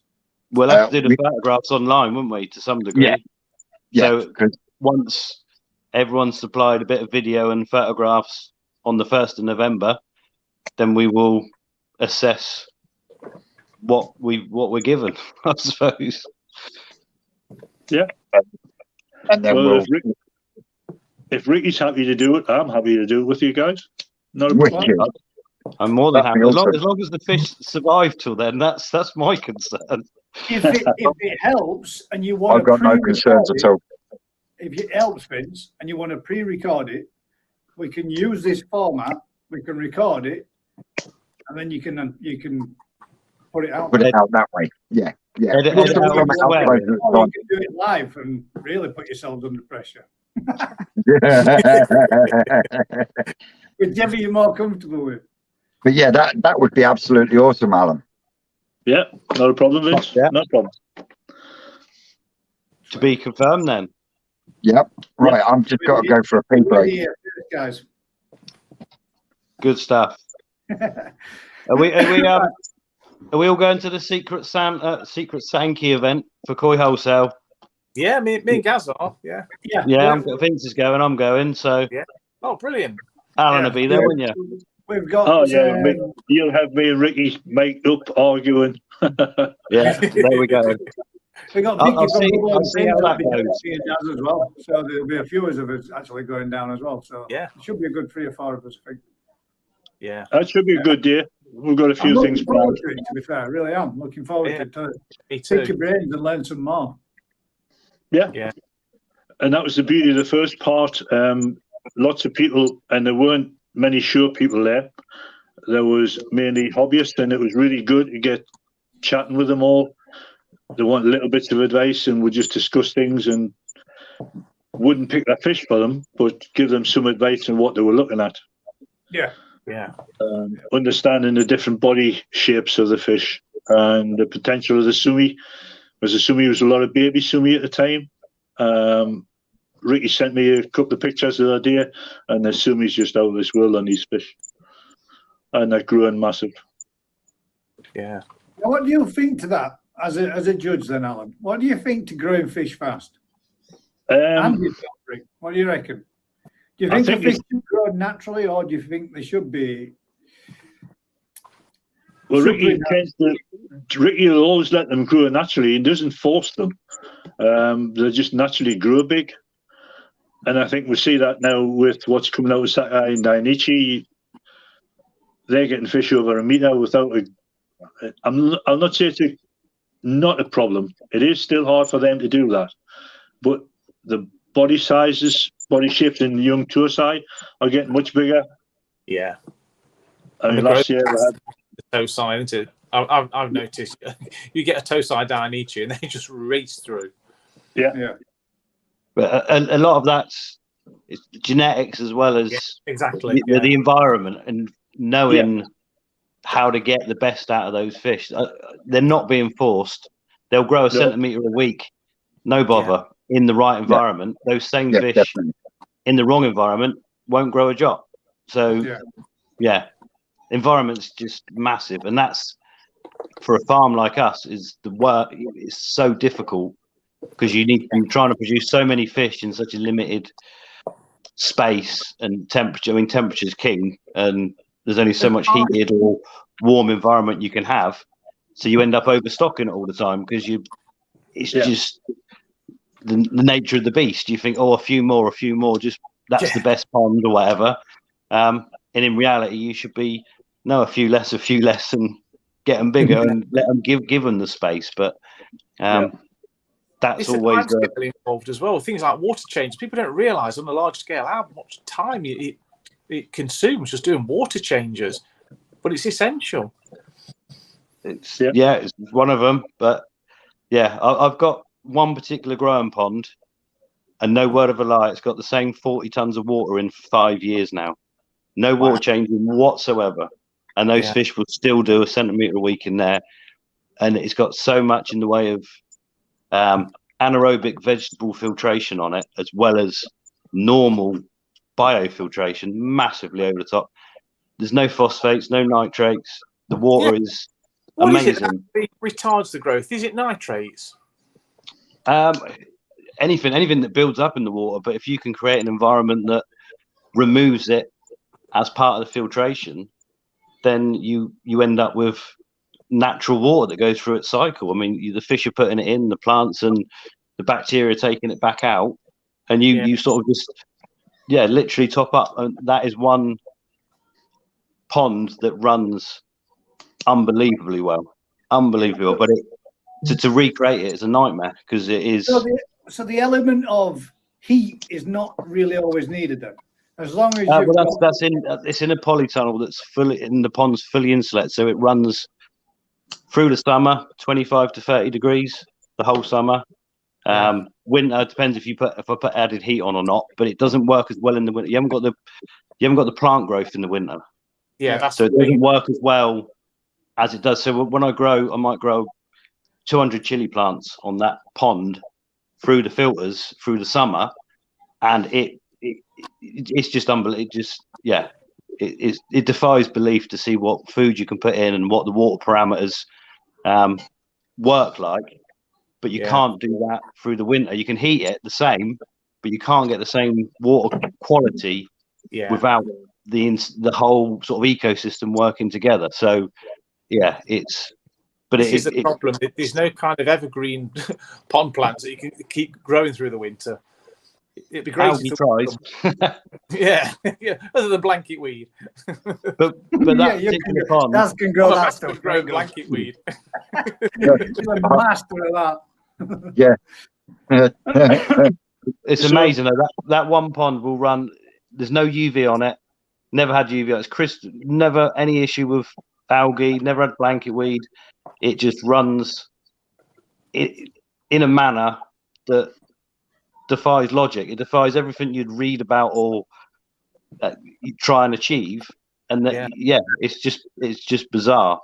But it's obviously just got a nice natural balance. It's got the right amount of, normal filtration. I mean, it runs probably 500 litres of, active biofiltration, as well as maybe 500 litres of the vegetable filtration on it as well. So it's got a huge sort of ecosystem running. I mean, they'll match any other pond we got on the farm that will run with more water changing, much more looking after. But it is a summer-based pond. The winter, you can heat it to the same level, but you won't get the same result through the winter without the water changing. So it's, it has a window when it works really well, and that's cost effective. A polytunnel gives you the natural heat. It works nicely. Oh, it's a brilliant asset, polytunnel. It really is. Yeah. For that situation, and the way Ricky does it through the winter we're heating, you see the results he gets. It's phenomenal. I was up there in February, and the fish just look. You wouldn't realise you're walking through a fish farm in England in February. The fish are just incredible. Hats off to him. What he's doing out there is superb. Yeah, he's got it dialed in. Yeah. Oh yeah, 100%. Yeah. Yes, a breath of fresh air. Yeah. I just want to thank you very much. Brilliant show tonight. Go Cats, meow a lot. And just super chatted for $4.99. I really do appreciate it. Thanks very much. Thank you. And I'm sorry, guys, that we have really been nattering on and going, well, I'm loving this. This is brilliant. I can sit back and listen for once. This is awesome. But there might be, I'd been trying to have a quick flick through so I could bring up that super chat there. I did get a quick warning there. Thanks very much, admin, for letting me know. Now, are you guys happy to take a couple of questions from people, from the public? Yep. Should I be able to find any? If anybody could do me, or if you guys could do me a huge favor, if you can stick me a question, but write all the questions, any questions that you've got that you would have for either Rick or for Alan, put them in capital letters, guys, so they stand out a little bit different.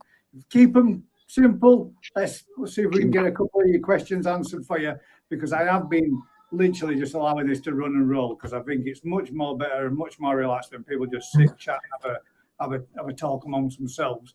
But unfortunately, when I do that, that means you guys don't get the chance or the opportunity of me voicing for you as well. We have got. I'm sure I did have another question that came through on Facebook, and I've had a couple of questions come on, and I have said I didn't really want to be talking a great deal about this, but as a lot of people have mentioned it, bacterial issues that a lot of people have had, and a lot of people have had this last season coming into this one. What is it that you guys think, as experts, and obviously yourself, Dad, and Vince, we can do to prevent it? Quarantine is the number one. That's where it starts and finishes, really. Yeah. Don't get it in your pond in the first place, and Yeah. don't, if you just avoid at all costs. It still amazes me that the amount of people that don't quarantine their fish, and we have people that buy our fish solely and say, oh, they're buying them from you. We only buy from you. We don't quarantine. But as you build up a population of koi, the risk just grows that you're going to cause a problem. The better source you buy from, yes, but still, if you can have a separate pond, quarantine, whatever, to make sure you don't introduce these problems, because the few bacterial problems we've had on the farm, they're a nightmare. Absolute, just isolate, you can never get rid of them totally. They are. I'm not saying you can never, but they are such a nightmare that will just go on and on and on and on, and you get fish over it, and you put new fish, and they, just avoid. Number one thing. Well, the other questions that sort of like rung alongside of this was, what do you think about picking up that bagging fish from a friend or a friend's pond? Do you think it's something that should be avoided? Again, it's really pretty much the same question, and it's the same question, same kind of answer. You've got to quarantine it. Yeah. If you're quarantining it, everything should be good. Approach it with caution. Yeah. Do as many as you possibly can. I'll be totally honest. Whenever any fish has left here, and people who have taken fish from here will attain that. The one thing I do tell them is when they get home, if they have not got a quarantine system to put it in, or a separate vat, that they should either do a salt bath or a PP dip before putting the fish into their main pond. And that's me knowing that my fish are clean, but they still get told, if you've not got a separate place. Gone? Yeah. Everybody's breaking up. Oh, I can hear him fine. It's coming through fine for me. Yeah. I can hear you fine, mate. I mean, that's the thing for me. I only have a relatively small garden, and I only have the capabilities of either PP bathing them, or I don't have a quarantine system. I've lost everybody. that I really should. Oh, Alan's dropped out. He's getting a bit of an issue. He's lost. Hopefully if he drops out, we'll bring him back in. But I agree with what you're saying, Rick, and that's exactly what I've said to everybody, and I advise to do, or we advise to do, that wherever you can, wherever possible, right, that one's disconnected. I have to wait for him to get back in and reconnect because he's lost his connection there. To quarantine your fish. But when you've not got the space or the room to bring yourself into a quarantine system, as expensive as everything is right now to set up another pond, that's why when Daz mentioned it the other day, what you should do is perhaps maybe use your mini pond as a quarantine system. And then worst case scenario, if anything happens, it's only in there rather than in the main pond. All day long. If you can keep goldfish in there, separate. But I mean, does that really matter? Not really. If you haven't got quarantine facilities, then you have to buy from the most trusted sources. but you're still, and giving them a PP dip or a salt bath, if they've got a bacterial problem, that is not gonna stop it. Thing, is it? No, it won't do a thing for a bacterial infection, but if it is got a couple of costia or the odd fluke or something, you've got more chance of knocking them off with a PP dip or a salt bath before they go into the body of water. It's certainly not. It's not a bad idea, but it's like a worst case scenario, or whatever, isn't it? If you've like Gaz, if you've only got your one pond and your population of fish, then that's every time you add one, the risk you take increases because your population of fish has increased, and so it's one of those. If you're buying them, just check all the stock.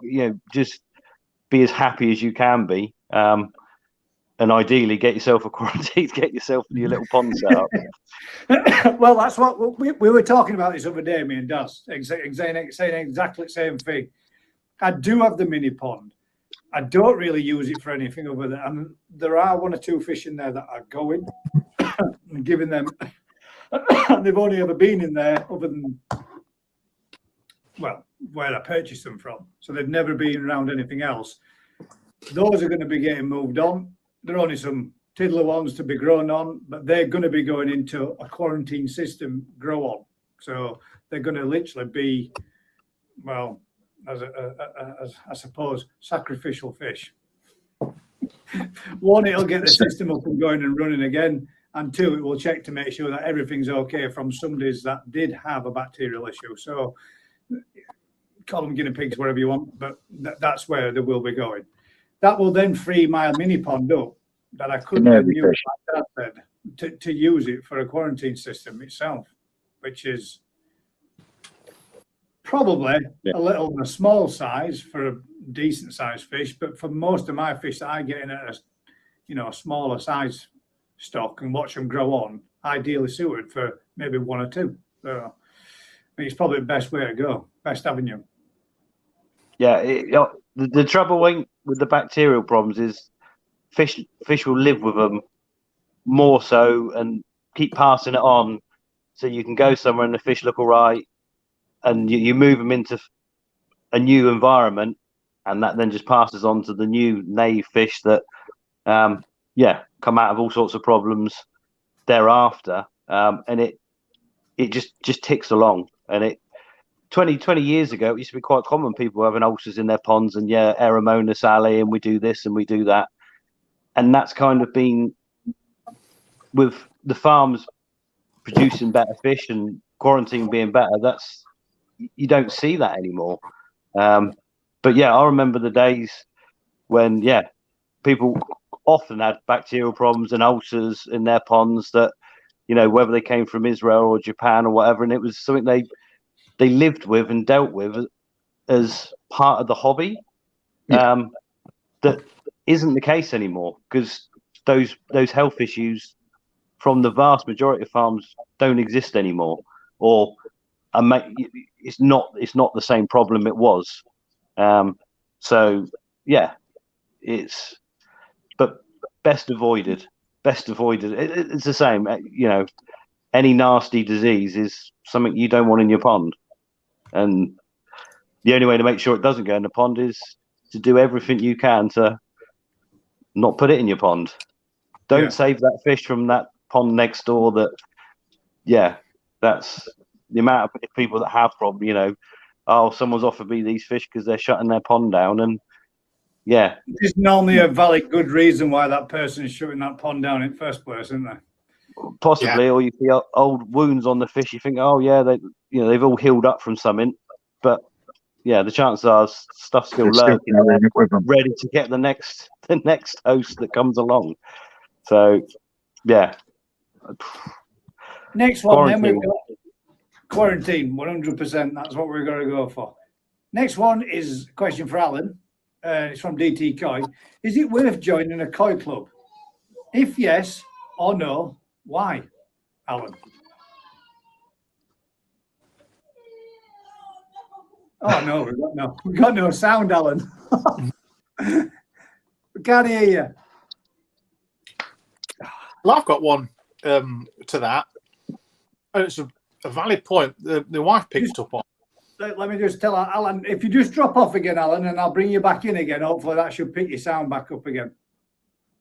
Yeah, wife was saying about see, the problem with I find with koi clubs is if you don't live close to the koi club, it's a real pain making the meetings. But why don't koi clubs do like a Zoom call so you can like this? You can have a virtual club meeting, so you don't have to travel, 30 miles at the end of the day when you're tired and it's going to be a late night, especially in the winter when it's dark. Well, Yeah, has many koi clubs looked into doing that? Is that a thing? Is it a possibility? Should be now. Well, there you go. Let's start one. Eh? Well, technically, mate, we already really have them. We have an area where people can share pictures of the fish. We sit and we talk in a little, it's not a big club. There's not a lot of members, but we do have 30 plus. So technically, mate, yeah, well, I would say the GKP already has created, whether it be, it's not the first, obviously. And I know there are other communities out there that do the same thing. But in theory, we already do, don't we? Yeah. We just need to broaden its horizons and expand it, man. Yeah. Have we got Alan back? I think so. I hope so. Oh, there he is. Yeah. So, in your opinion, Alan, is it worth joining a koi club? If yes or no, why? I would say yes. I think you've got a very nice social group together, and the advice you can get from these clubs is second to none. The Northeast Club have a fantastic koi base, knowledge and health matters are sorted dead easy. This year I've done 3 talks already, and the koi club, surprisingly, I've had my best turnouts in years. So the koi club itself is starting to make a revival. Because I've done, a couple of years ago, I was doing talks to 10 people, which I'll do it. But for me, sometimes it's a long way to travel, especially if it's through the week. I've got to leave work early, go to the venue, do the talk. If there's only 10 people turn up, then it's a bit disheartening. And you think, well, is it worth bothering with? This year, I've done talks to clubs with 50 members there. And getting people now to talk back to you, ask questions, was always a problem in the past. People were, for some reason, don't like talking to people that they think are experts. Bollocks, I'm a hobbyist. I'm still a hobbyist, so you can talk to me about anything. If you want advice on anything, I'll give you advice on anything. Yeah. And I will talk about everything under the sun. And people say, well, where do you get your knowledge from? Well, if you've seen the state of my bloody office, that is just inundated with books. Yeah. I've got hundreds and hundreds of books on different things. Medical things for koi, the videos. Oh, God. Videos? I've got wrong off the wife all the time. So, yeah. VHS or Betamax. VHS or Betamax. Yeah. VHS. But You ain't got a player. I bet the attic's got some Betamax tapes in backup as well. My mum has. We've got hundreds of videos. Look at all this, man. Yeah, but Alan, do you find that you still prefer to read it from a book than the internet? Because I certainly do. Yes, I would say yes. I think some of the stuff you don't get everything on the internet. Just going to go better than Sam. I find it easier to reference things from a book, whereas the internet, I end up trolling through countless videos to try and find the one that I want to find. Yeah, well, that one on koi health from Eric Johnson, who's an American, is an amazing book, and it will show you everything, every little disease under the sun, how to eradicate things. show you how to inject fish. It's a phenomenal book. Yeah. And it's easier looking at that than coming online and trying to find it online. As you got to scroll through so much stuff online. It takes hours. Half of it's irrelevant, but some of these books are good. My textbook on fish health. The book. Sorry, the book's a quick reference guide, isn't it? You can always turn to the chapter, the paragraph, and then you can always do that quickly and easily. Or index it at the back. Yeah, it's just easy all round. But I mean, you can get ebooks as well, Daz.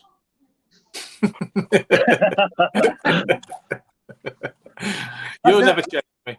You're never going to change me. You're never going to make me do it. No, that's why I said. That's why I turned around and said, "I'm just going to bury my head in the sand." I mean, the internet's good, and I get where you're coming from. It can take. You find a lot of times when you search stuff now, it takes you straight to YouTube or a forum or something else. Whereas you can't find the exact thing, but there are ebooks out there for you to find all this information on as well as. But again, it's finding the publishers of that and not having to subscribe or give your email address and I don't want to give my email address. What happens if they get my bank account and all the rest of it? Everybody gets petrified with the internet, but it's not that scary, guys. Alan, I remember a time when we didn't have just one, but we had 2 monthly koi magazines. One was actually aimed at the higher end, and one was aimed at the everyday koi keeper.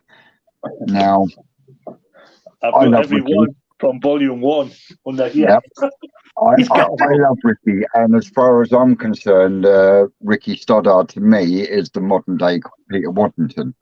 Yeah, but I remember the days. The only bugbear I have is when you look at Koi Talk magazine, there has not been one what I would call normal koi keeper that's been featured in the magazine. Whereas in the old, was it Koi Carp UK, they used to have dedicated features or sections where people from our walk of life could actually get a little bit of recognition, as opposed to whether it's just a little spread or just a mention. But now you don't even see anything in the magazine unless it's had thousands spent on the pond or it's had thousands spent on the fish.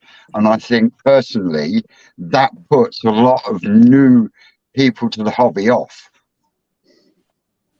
What can we do to stop that or actually break that down? And also in those magazines, you used to get regular adverts about the BKKS and what the BKKS does for the average koi keeper. Yeah. What could the BKKS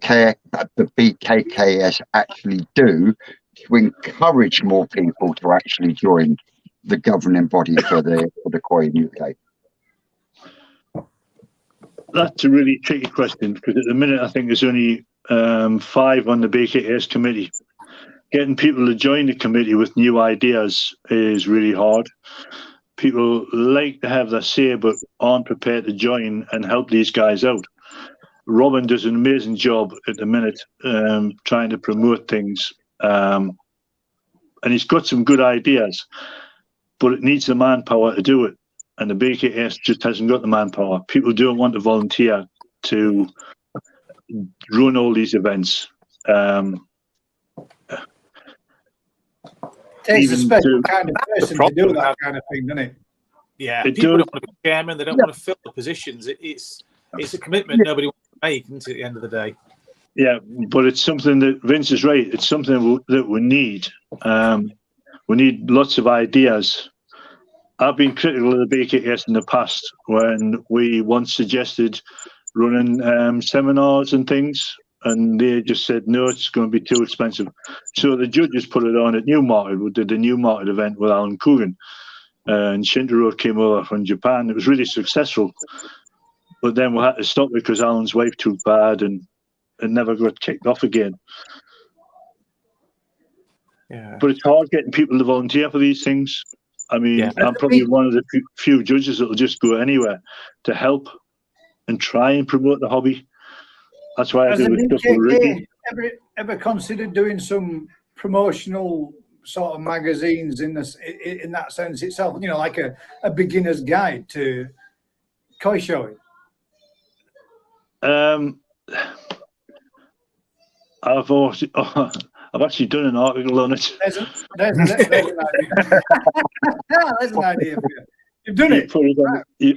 I've already done the article, and it'll be coming in one of Liam Best's magazines. There you go. World of Nishikoi. Yeah. Just let me know, Alan, if you want any more ideas. It's even like I've done a few for him, and I've done a few for Ricky articles, which will be coming out in different magazines. But it's getting people to do things in magazines. It's hard getting people to do articles for them. Yeah. People are frightened to do it. It's a bit like when we do talks to Ricky. Getting people to come on and chat with Ricky is really nearly impossible. That's why you end up with the same guys all the time. I've offered quite a lot, and this is what, and I'm pretty sure that Ricky's trying to do the same thing. What we want to do is we want to get more of the everyday person. You don't have to be a YouTuber. No, koi keepers coming on, sitting on, having a chat. I mean, I'm nobody special. I'm not at all in any way, shape, or form, and I can sit here and listen to anybody and have a chat and a conversation with anybody. I can strike up a conversation with someone walking down the road. So I'm outgoing that way. It's never bothered me. I work with the public all day long, every day a week. So I've not got a problem with starting a conversation. But really, guys, if there is anybody out there that wants to just come on, jump in and have a chat with us, feel free any week. It's there. The link's there. Just come on. I know it's some people are a bit embarrassed, but really, it's just you sitting in a room with two other guys. The fact that 500-600 people might watch you end of week doesn't really come into it. At the time, it's just us five sitting having a conversation and hoping that everybody out there enjoys it. Need to break down that barrier and that boundary between people coming and getting together and talking and it is a barrier when we're out and stuff like that. Feel free. I mean, I'm a very shy person, and I am. I would never dream of coming on anything like this, but because I love the koi, and as soon as you get talking and engage with people with the koi, that disappears. That barrier, you forget all about it, and you don't even realise that you're on YouTube or whatever. And I mean, obviously, the amount that you shovel that trifle down your neck while you're doing it, you obviously do forget quite regularly. That's when I'm nervous. You see that gets nervous eating, time. Is it? Yeah. Oh, nervous eating is it now, guys? Well, we got another quick question there from Copy's Koi Chatting Bubbles. But what do you think about sleeping sickness in koi? It's a pain. It's one of those things that 25 years ago we lost a lot of fish to, because no one knew what it was, and every time you moved a batch of fish, young fish, and you'd move them into a pond for the winter, and it'd break out, and you just didn't know what was going on, and you just used to lose fish hand over fist. And just by bringing the salt up and the temperature up and doing it in a manner, if you do have a problem nowadays, don't lose a fish at all. But it's still a headache, especially with Gosanki. Doesn't affect the metallic fish anywhere near the same. There's a massive difference between the hardiness of all the different fish we breed. We almost have to treat them differently. So we got sort of 3 or 4 varieties that are much more susceptible to things like that and have to be treated with respect or in one way. And then we have another 15 varieties that we can stick in a pond and overwinter and no bother at all. But it's something that when you move fish, especially young fish, and the first time they come across it, it can be a real headache. And it's just temperature and salt are the two. Their immune system gets them over it.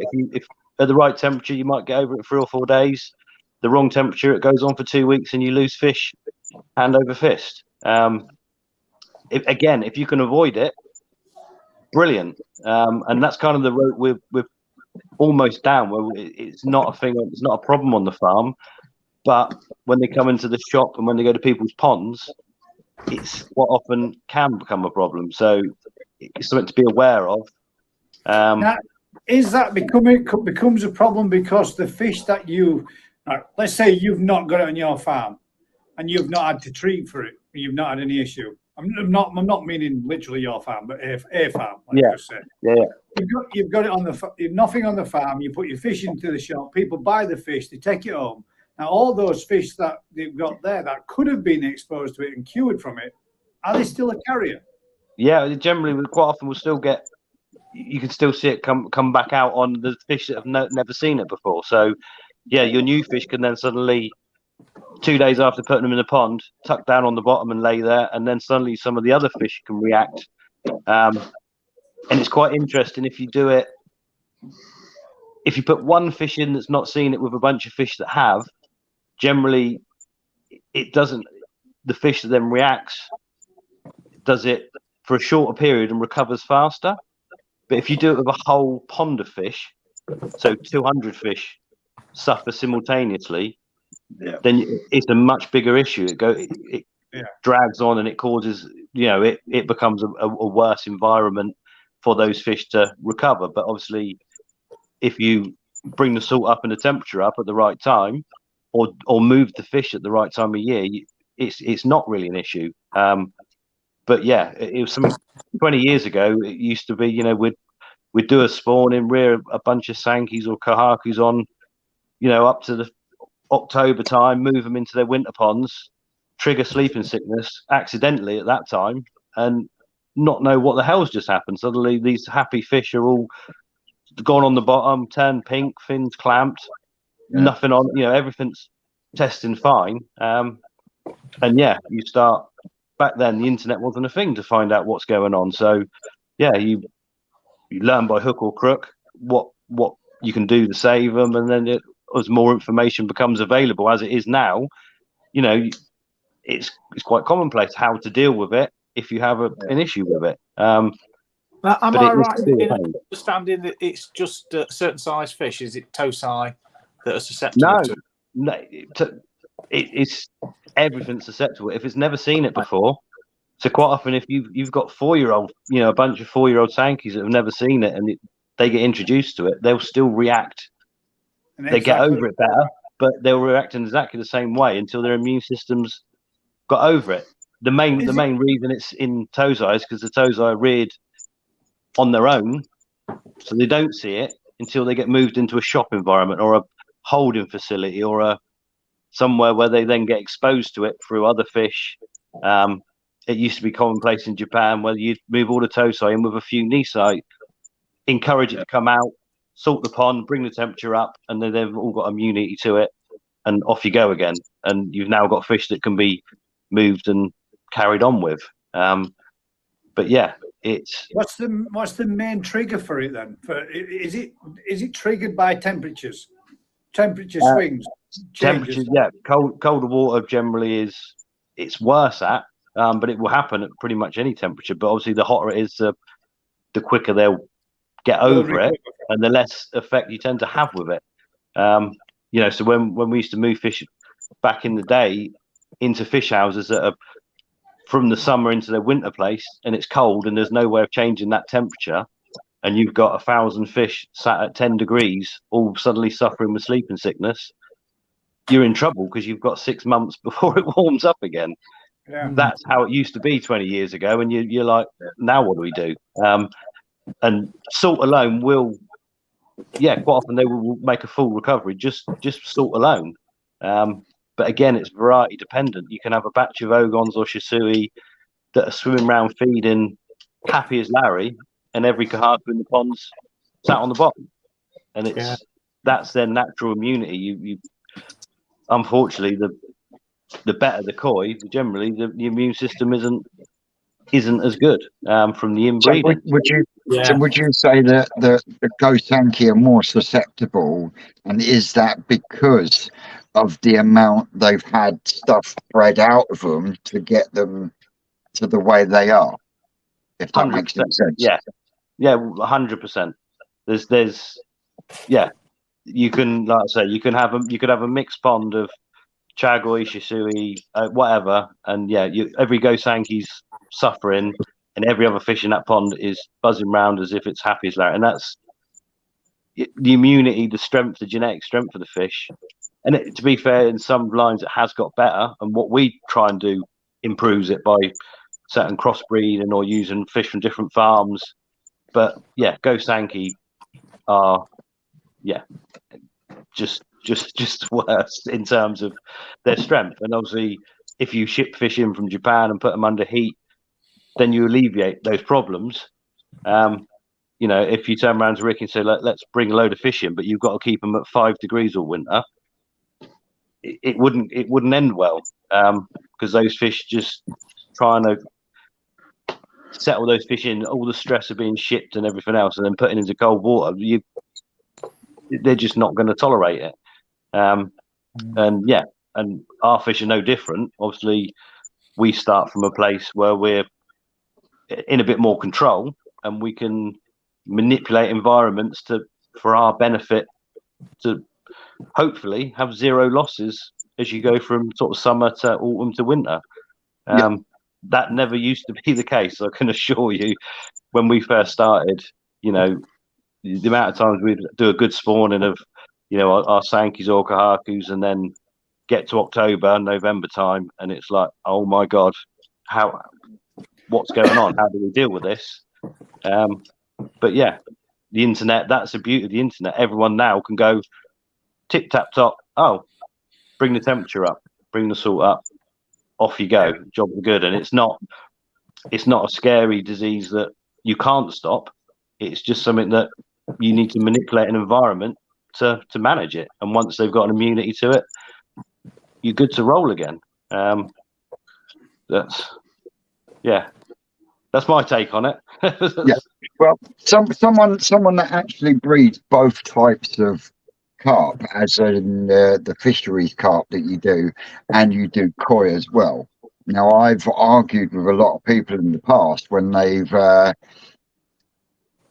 compared koi with normal carp, and my view on it is you can't compare a koi to a normal carp because they've had that wildness bred out of them. That's why they're called ornamental fish. Is that correct? Yeah, 100%. It's a sliding scale. It's not as simple as a normal wild carp is as bulletproof as they're going to get, and then, you know, a ghost carp or an ogon. It's all to do with the breeding to create the fish. So yeah, your top end stuff is genetically a lot weaker than all the varieties, and that's it. Our farm almost gets split in the autumn into varieties that will tolerate colder water, not such great conditions or higher stock levels, and those that won't. So even when you walk around on Tuesday when you're there, you know, all the Gosanki you saw were in polytunnels in environments we could control, and all the other varieties were in outside ponds and different types of stock level, and that's just something you if you know your product, as it were, then that's how you get the best out of them. But it's right to say that they are different, but their anatomy is identical. Still probably genetically, yes, you could argue they're the same animal, but you could argue a poodle down the park's the same animal as a wolf. If you put the two together, I'm betting on the wolf's going to come out winning. So, they're both dogs, but they're different dogs. Yeah. Yeah. Yeah. I mean, I agree, but I mean, genetically they're different, as in the breed lines that you've messed about with and changed, but their anatomy is the same. Well, we watched a video, didn't we, Dan? Brady Brandwood. And he, well, yeah, that's the bit that he outcrossed a Kahaku, I think it was, or a Sankey with a just a common carp, and 2 generations back from that or forwards, crossing it back with Kahaku. He says in 2 generations he's got the fish back to where it was before, but it's got the wild carp genes in it, and obviously it's more vigorous, it's strong, and patterns, and size of the. And we were surprised. We thought it'd take way more generations than that to bring back the colour and all the other characteristics of the Kahaku. But no, he did it within 2 generations. Is it two generate? It's been done. Yeah, I mean, obviously the Matsunoski line was done with the wild carp, but the Japanese government did tests on it as well, and you can bring it back to a Kahaku, but it's not the same level of Kahaku. I imagine there'd still be some refining. To refine it and get all those characteristics to the same level as a grand champion fish, you've going to have to do basically the same amount of inbreeding. And by that time, you're back to square one. So to get it right back to where it is again, you basically be breeding everything out that you put in again. Yeah. Almost. And by which time you've gone bankrupt because you've had a lot of fish you couldn't sell. But yeah, there is the selective breeding. I mean, certain varieties, Chagoi, the parents are chosen not just they grow very fast, but their characteristics, and they become tamer, easier, but they lose the flight instinct. If we put them out of our mud ponds, they haven't got the natural ability to avoid predators. They will get demolished before any other fish. Absolutely. And that is a characteristic that's bred into a variety, not just because it grows fast and it's brown, but that tame characteristic is why people love them. Yeah, I've 100%. For some of the positives, you get a lot more negatives. Then, for example, as that. Well, you do, because obviously if you're selectively breeding for point A in terms of getting the redder, you're picking parents that aren't necessarily the strongest in terms of the bone structure or their genetic strength against disease. And we see it with every variety has certain issues that they're more susceptible to or less susceptible to. Their behavior, it's just something that you always seem to have Achilles heel, don't you? Yeah, but you can make stronger Sankeys, for example, but it's having a high enough amount of fish that are well enough patterned to make it worthwhile. So you're always looking for that magic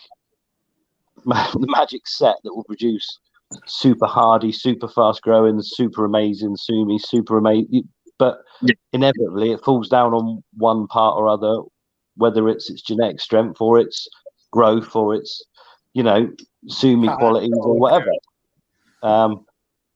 We haven't found the magic combination yet. And to be fair, it doesn't exist. You just have to balance one thing against another. And we've done Sankeys in the past that are so weak. We've had to, even though the fish are really sellable, good numbers of pattern fish, really nice quality, they're genetically so weak that they're not a viable product for our customers without heating ponds, without being able to look after them in a very specific way. Then they're not suitable. So we have to go back to the drawing board and change a parent or change the bloodline and to get the right product and the right fish for the people we're selling them to. So and we're perhaps different in that fact. We're not trying to produce the absolute best. I'd love to just produce the absolute best fish we could, but from a business point of view, it's if it was me, I probably wouldn't produce a Shishui or an Asagi. They're quite simple fish in some respects to produce to a lower level, a sellable level. But from a business point of view, they're gold dust. So, so if it was down to me, I would have gone bust years ago. At least my boss is very much business The oriented. Asagi is one of the originals. I mean, you had Asagi before you even had Kahaku. Exactly. So Yeah. this is what annoys me when people turn around and say Koi begins and ends with Kahaku. Well, like Gaz, I gotta say that is definitely bullshit statement of the week. I think the statement begins and ends when you see Kahaku, not where they came from. Does that make sense? Yeah. I think wrong end of the stick somewhere there. But yeah, You I just get what wanted you're to saying. use the bullshit statement of the week, didn't you, Vince? Yeah. Well, as it, who am I to not, give the panel and the public what they want? Now that's what I call bullshit statement of the week. There you go, mate.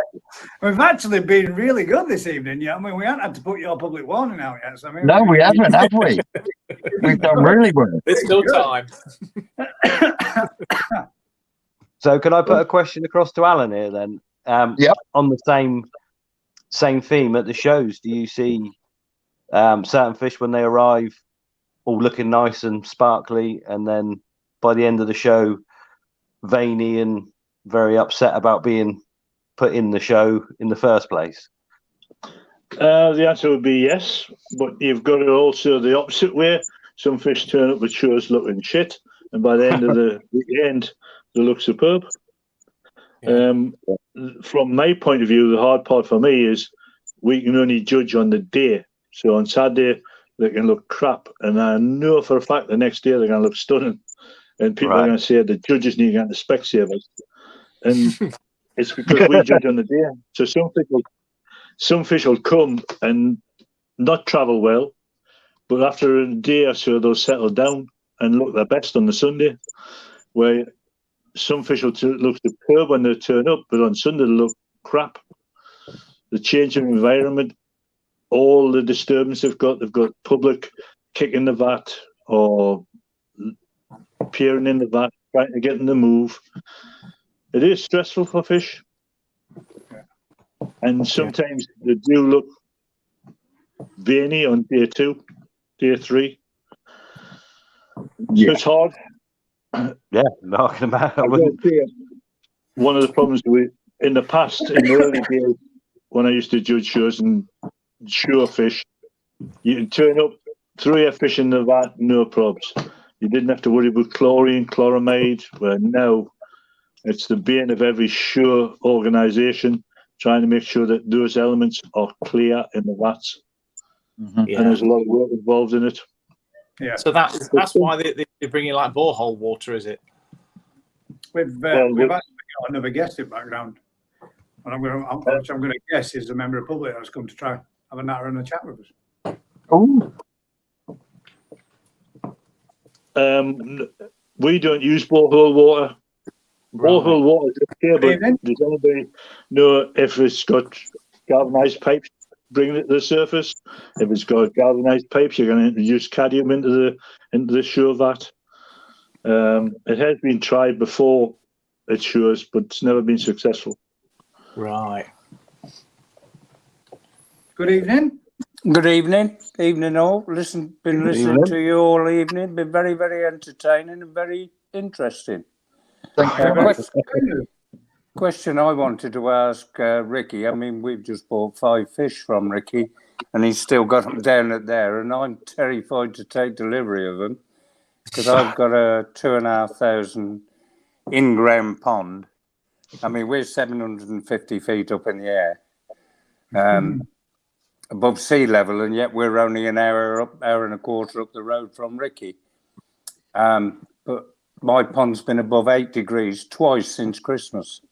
I feel you. And so I'm terrified to take those fish at the moment, purely for those reasons. I've got a small quarantine tank, but it's only 100 gallons in case you've got a very sick fish you needed to get out. And, like Carl said that works with Rick, he said, look, don't put them in there. He said, you'll have them smashing themselves to smithereens, jumping and whatnot. So, you know, that's the sort of problems I think the average hobbyist comes up against. Yeah. And so it's, like I said, we're desperate. I've got a 11-year-old granddaughter that's mad on the fish. And also, one other point I'd like to say, it's very interesting since more Ginrin fish have come on the scene.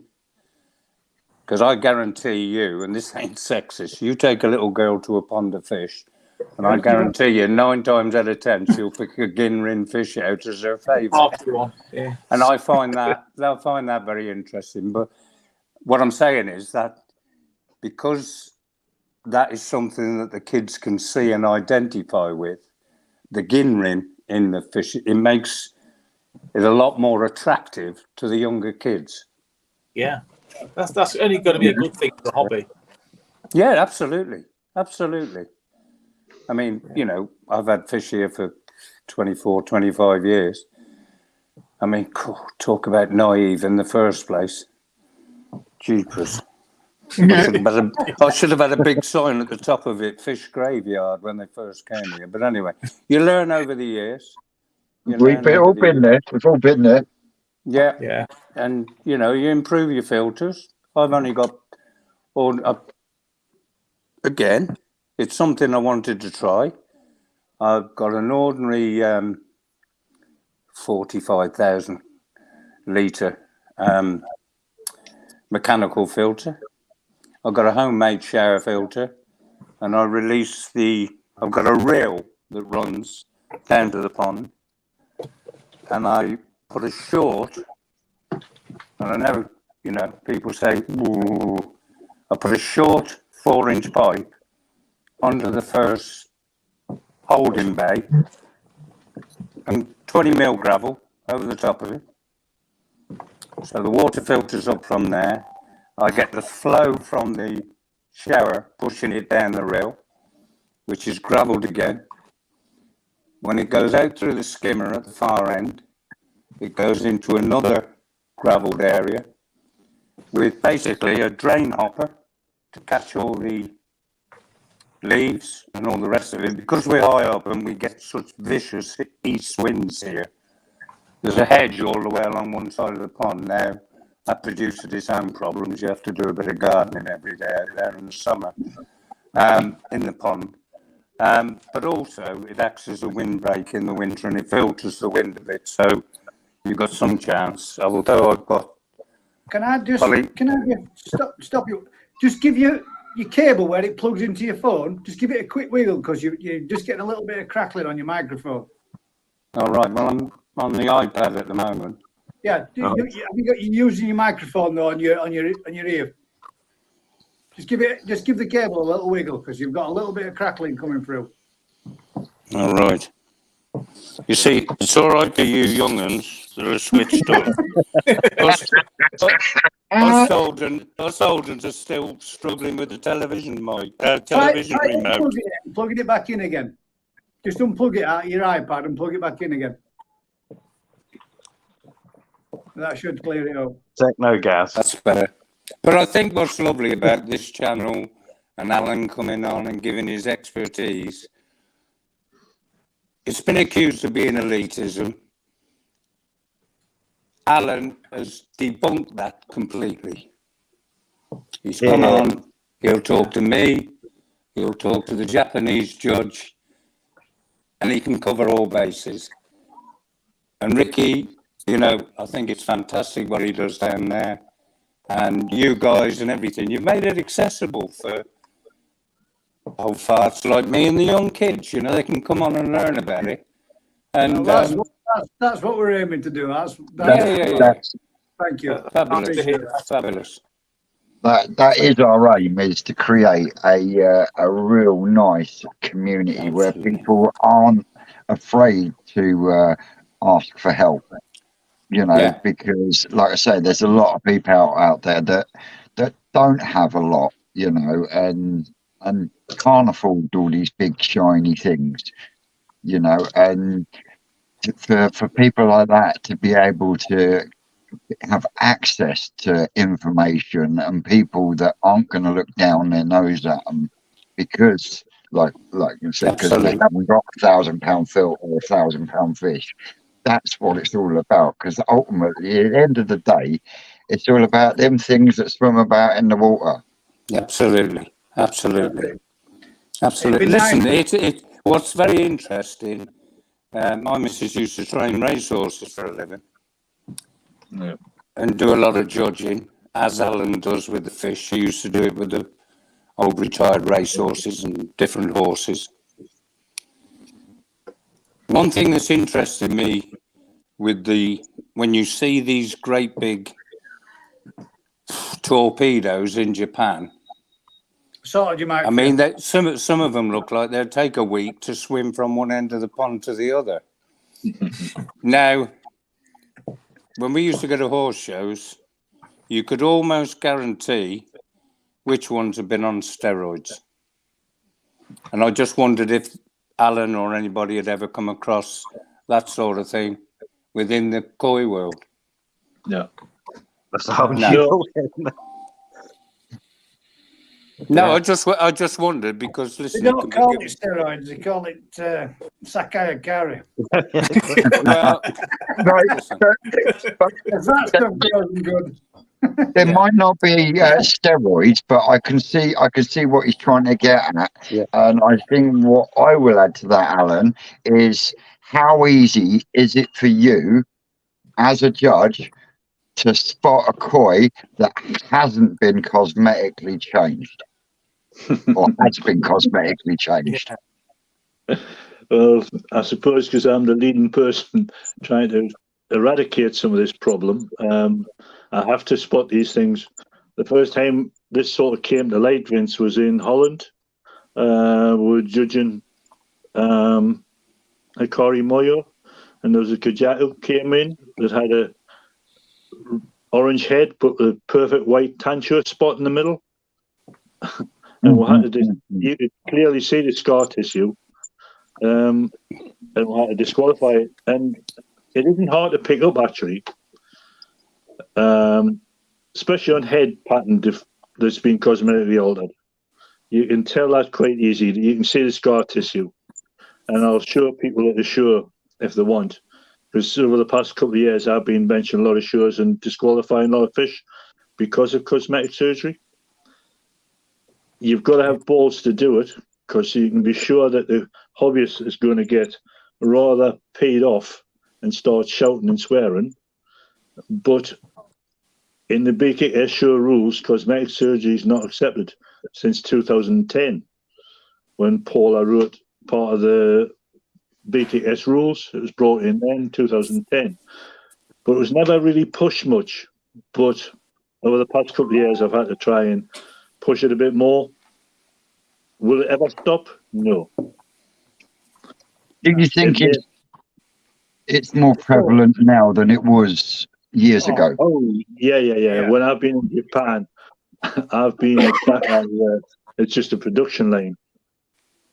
The scalpers are going like the clappers non-stop. Yeah. But you've got to be able to prove it as well. And if you can see the scar tissue on Maratán heads, Tancho heads, or even Kahatu head patterns, Sankey head patterns, they've been cut. But it's not just the heads as well. People think it's just a head issue. No, it's not. It's on the body as well. Yeah, I've seen patterns as well. Yeah, I saw some Matsuka. No, there won't be Matsuka back because they're Deutsch. They were Kumon rules, and the Kumon rule pattern on them was unreal. It looked like somebody just had a kaleidoscope out and just literally drawn all over it. It was. Yeah. I mean, I've seen some. They look if like it was a drawing, you would say it was artwork. If it was a drawing, but to do that to a living animal, I mean, that's just. Yeah. I've seen some that got Maori patterns all squirreled round and everything. That's what that one does. Obviously, I mean, it's stupidly obvious, but again, there's a lot of them on the internet now. There's a lot of stuff being. Well, you see it a lot on Facebook, or where people are trying to sell them, and you think, my God, I mean, How obvious do you want to make it? You've got the same thing in the tropical fish tank world, though, haven't you? With with the fish that are now being injected with DFP and is everything.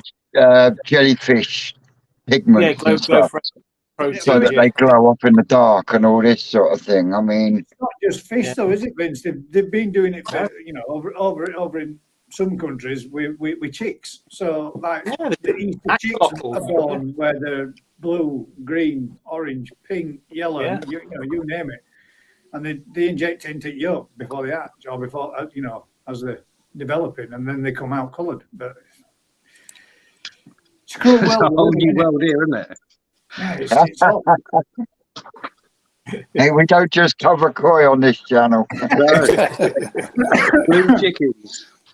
Yeah, I mean, there's some unbelievable purples and all sorts. You name it. Yeah, it looks so obviously fake, though, don't they? This is the thing that stands out straight away. I mean, you must have seen the tanks of fish where they're all different colours, all fluorescent colours. Yeah, it's totally unnatural. Neon yellows, greens, blues, pinks, purples, orange. Yeah. There we go. A lot of them in the tetrad line of fish, aren't they? But yeah. There you go. Can I just jump in before my battery on this phone dies? And mine's nearly dead as well. Just say that I don't know what the customer's name there is. I can't even read it on my phone. But yeah, your fish are fine. You don't no panic to move them. We'll look after your special until you're ready. Thanks, Ricky. Much appreciated, mate. Much appreciated. So just let us know. But they're cold anyway. They're only about 12 degrees today, I think. Yeah. So, but well, like I say, whenever. I've had 2 days of 9 degrees since Christmas. Oh, everything else has been under it. It's crazy. I would have moved. Yeah. Well, still same in Yorkshire as well, mate. I've got exactly. I think it went up above 10 degrees for 2 days, and I've had twice this week full-on ground frost. Scraping out of the windscreen at car when I come out first thing in the morning. It's like being back in winter again. You're thinking, the day before that prior, I was literally in a t-shirt at work. You're thinking, how is this the case? How can it be so warm now? Like 14, 15, 16 degrees through a day, but then dropping down to 6 and 4 degrees. Well, they're talking about Saturday and Sunday down this way being 17 degrees. Yeah. And then collapsing again next week. Guys, when I see you Saturday, and you say about weather differences, do you remember Stubbsy put out a video last week and he was in a t-shirt? Yeah. It's a lovely 3 degrees here in Canada. I'm in a t-shirt. I'll show you the video he sent me 24 hours later. Oh my word. Completely different. The fucking trees were going all over the place, snow coming down in droves. I said same with mine though. If you think back, a fortnight ago, we'd had nothing. Been a little bit wet, but 18 inches snow.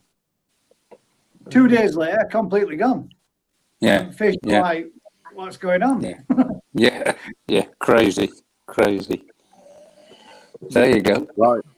If we're talking about weather, they must breed the fish tougher up north, I think. Yeah, they'd all double out. Yeah. They have to be. I was saying to Dad, if you've got any fish that you want to bring up here, mate, and get them seasoned, we'll put them in my summer. And when they come down to you for winter, they'll think it's snow. Brilliant. I don't know. Right, if we're talking about weather, I'm dropping out as my phone's going. And I've got to do some work. Well. Look forward to seeing you and meeting you on Saturday, mate. Thank you very much. See you later. Appreciate it. Cheers, Ricky. Thanks, Ricky. Thank you very much, mate. Cheers, Cheers, folks. Thank you for having me on. And good luck to you all. And I hope everybody has a great season with the fish. Thank you very much. You too, mate. Take care. Go steady. Thank you. Keep smiling. Will do.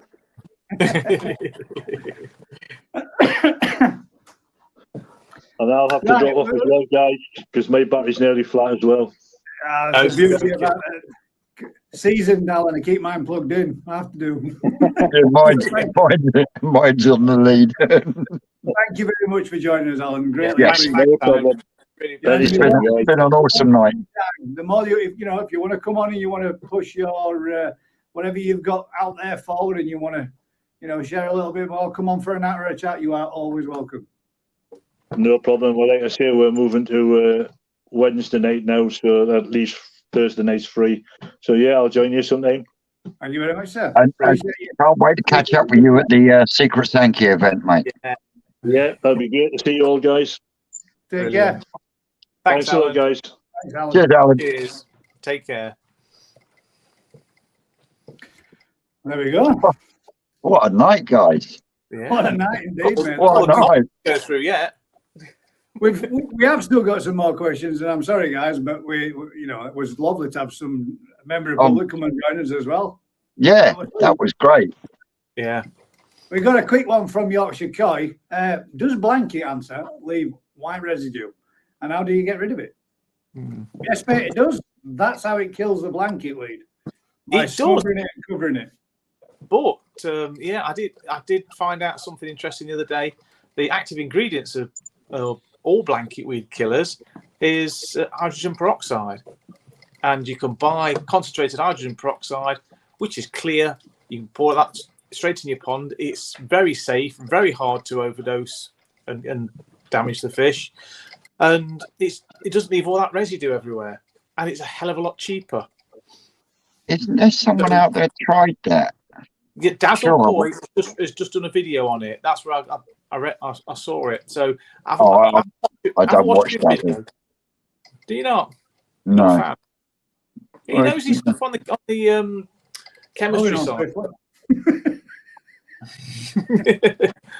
But anyway, it's worth a watch. Just my opinion.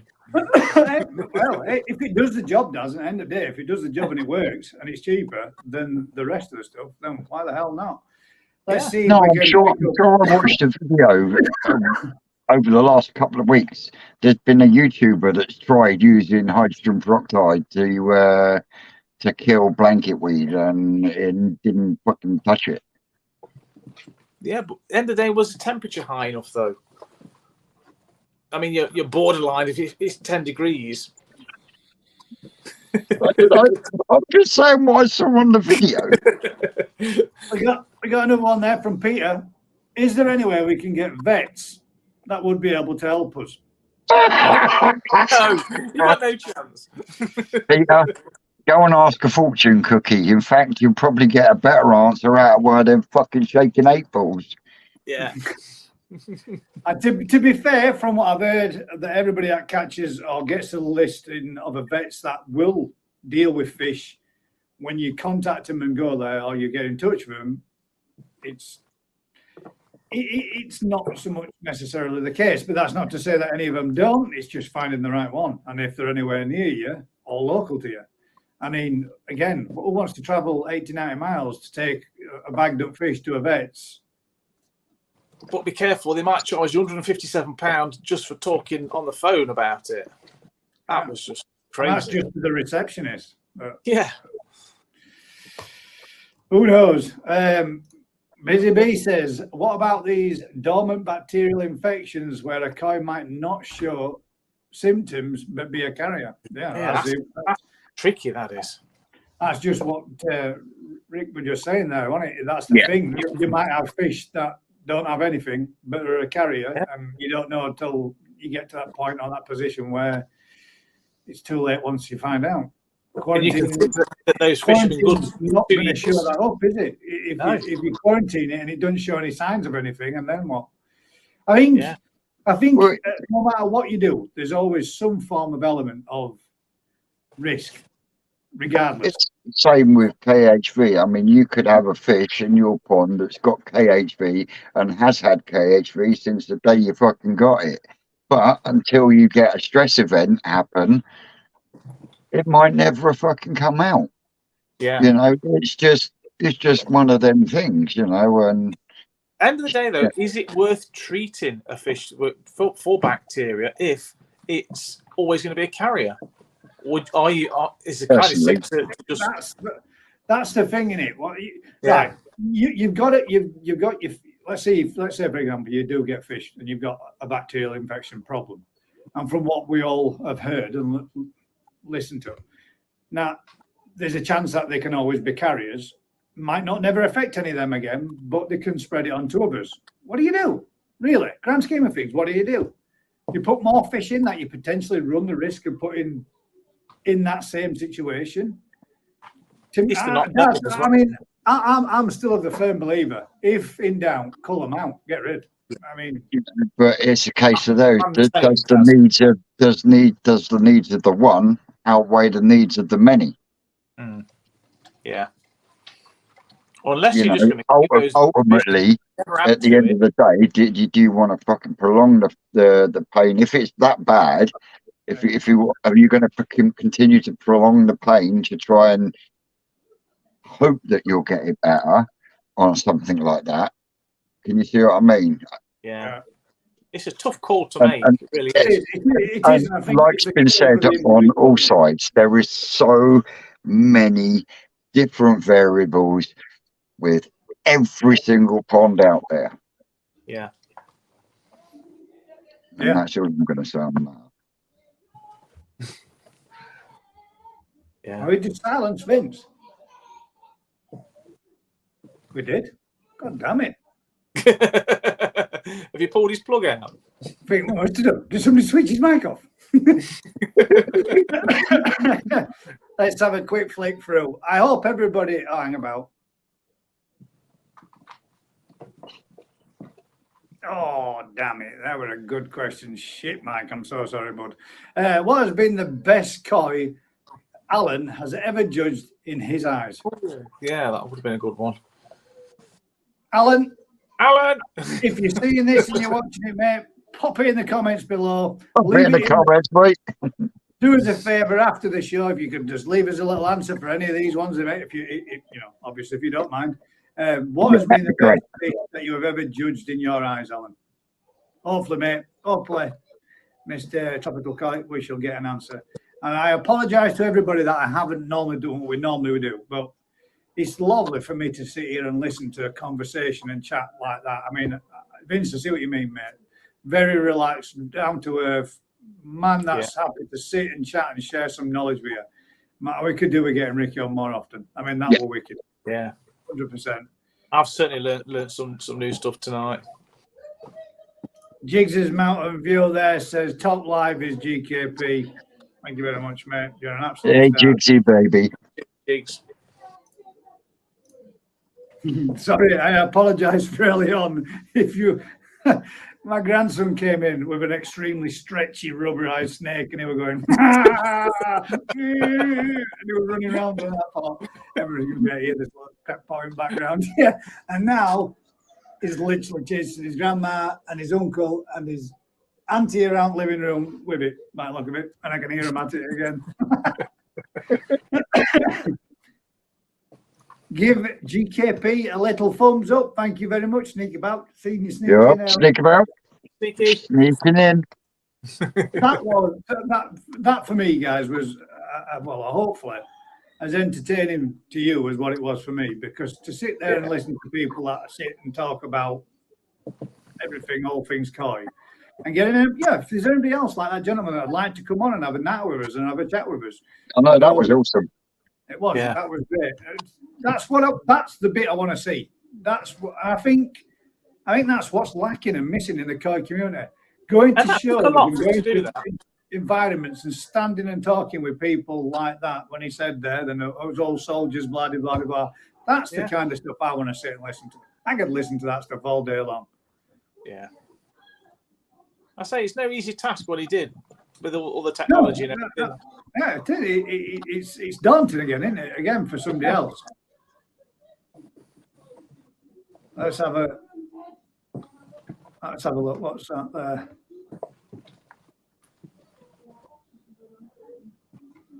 Where are we going on here?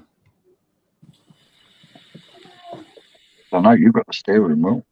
I'm going to say there was about a million on it. Just going through. We've been selective.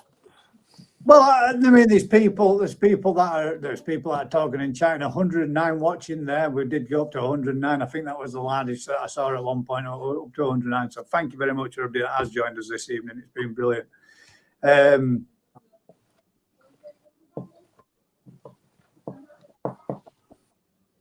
We've got a little bit of fraction going on. I understand. Listen, people are passionate. People want to stand by, and people want to defend others.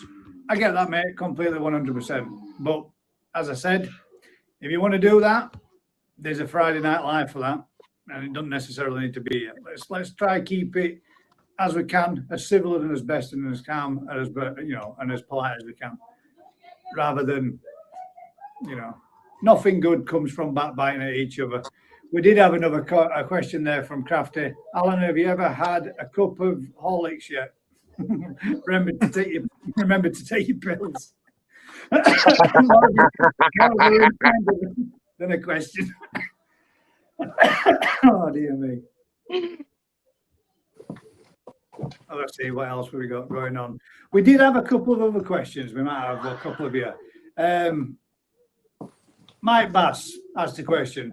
After a spate of bacterial and parasite issues spread across ponds over the past couple of years, how many are thinking twice about getting more fish and possibly infecting the health of their or your pet fish? To me, right, in the grand scheme of things, I am seriously considering getting a quarantine and setting this mini pond up as my quarantine one. And then in doing so, I can push the, quarantine of fish, make a little bit of an, video about it and let people know that that's really the right way to be doing it. But there's so many of us out there that haven't got it, don't know, I can't afford to do it, but still want to be in the hobby. And I guess it's a lesson of two evils, which is you do something, cock it up, get it wrong, add something to your pond, and then the cheaper of the two, just dropping that extra fish in could potentially cost you thousands. So end of the day, Gaz, that's the addiction of the hobby, buying fish and adding more fish. To take that part away, it kind of makes it pointless. And I think from my point of view, yes, it won't stop me from adding fish, not in the slightest, but it just makes you a bit more wary of adding the fish. Where they come from. Yeah, where they come from. I think taking every step to mitigate the issues. I think that's the thing. It's raising people's awareness and making them realise that they can't just, what do they call it, dunk them in or whatever. What was Mick's got a saying for it, hasn't he? Plop and drop. Plop and drop, that's it. I think you've just got to be careful, haven't you? I think the main thing is if you get an environment where that you're picking your fish up from and it's a trustworthy place and you stick with that place and you don't have any issues, then, there's what's a lot the problem? To be said. Exactly, there's a lot to be said. I mean, Vince, I took a fish from you, mate. I brought it home. It had a PP bath. It went in my pond. Worst case scenario, what I was thinking about were parasites. I weren't really worried about all else. I know you ain't got no bacterial issues, so I'm not going to law of averages would say that I wouldn't get any in my pond from yours. And that's, if you trust someone, that's what that's what I've never had no bacterial issues in my pond. I've had a fish before that got really badly covered in carp pox, but other than that, I did have dropsy. I've had dropsy. That's 2 years ago, but I lost that fish. But I mean, that's not. Well, I suppose it is still a bacterial issue, isn't it? Really, in a sense, it's still an element of it. I would imagine. I've in the main pond, I've got a kajaku that's riddled in carp pox, and I've got carp pox on me in Tancho shower that's now in the growing on tank. So hopefully, once the temperatures start coming up, that will disappear. Yeah.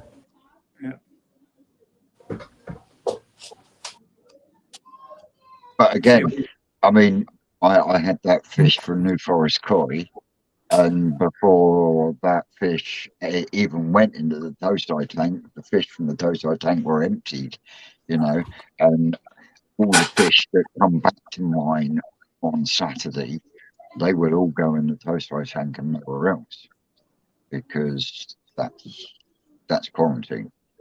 Yeah. Not bothered about mixing the one in with the new one that you've just got because they've just come from the same place. Yeah, exactly that. Exactly. So it's just, you just got to be careful, aren't you? It's just confidence in who you're dealing with and who it is that's actually providing your fish, whether it be a garden centre, a dealer, a friend. You know, a lot of it is common sense, like most things. Common sense, you know, make your own judgments. Don't go on hearsay. Go on what you know. Yeah. Yeah. That way, you know, we can then try keep cutting down on the backbiting then. Yeah. Have your own protocols and stick to it. Yeah. Massive, great big thank you again. I can't believe this, guys. Honestly, how things are growing. And I put out a little thing this morning of the community post.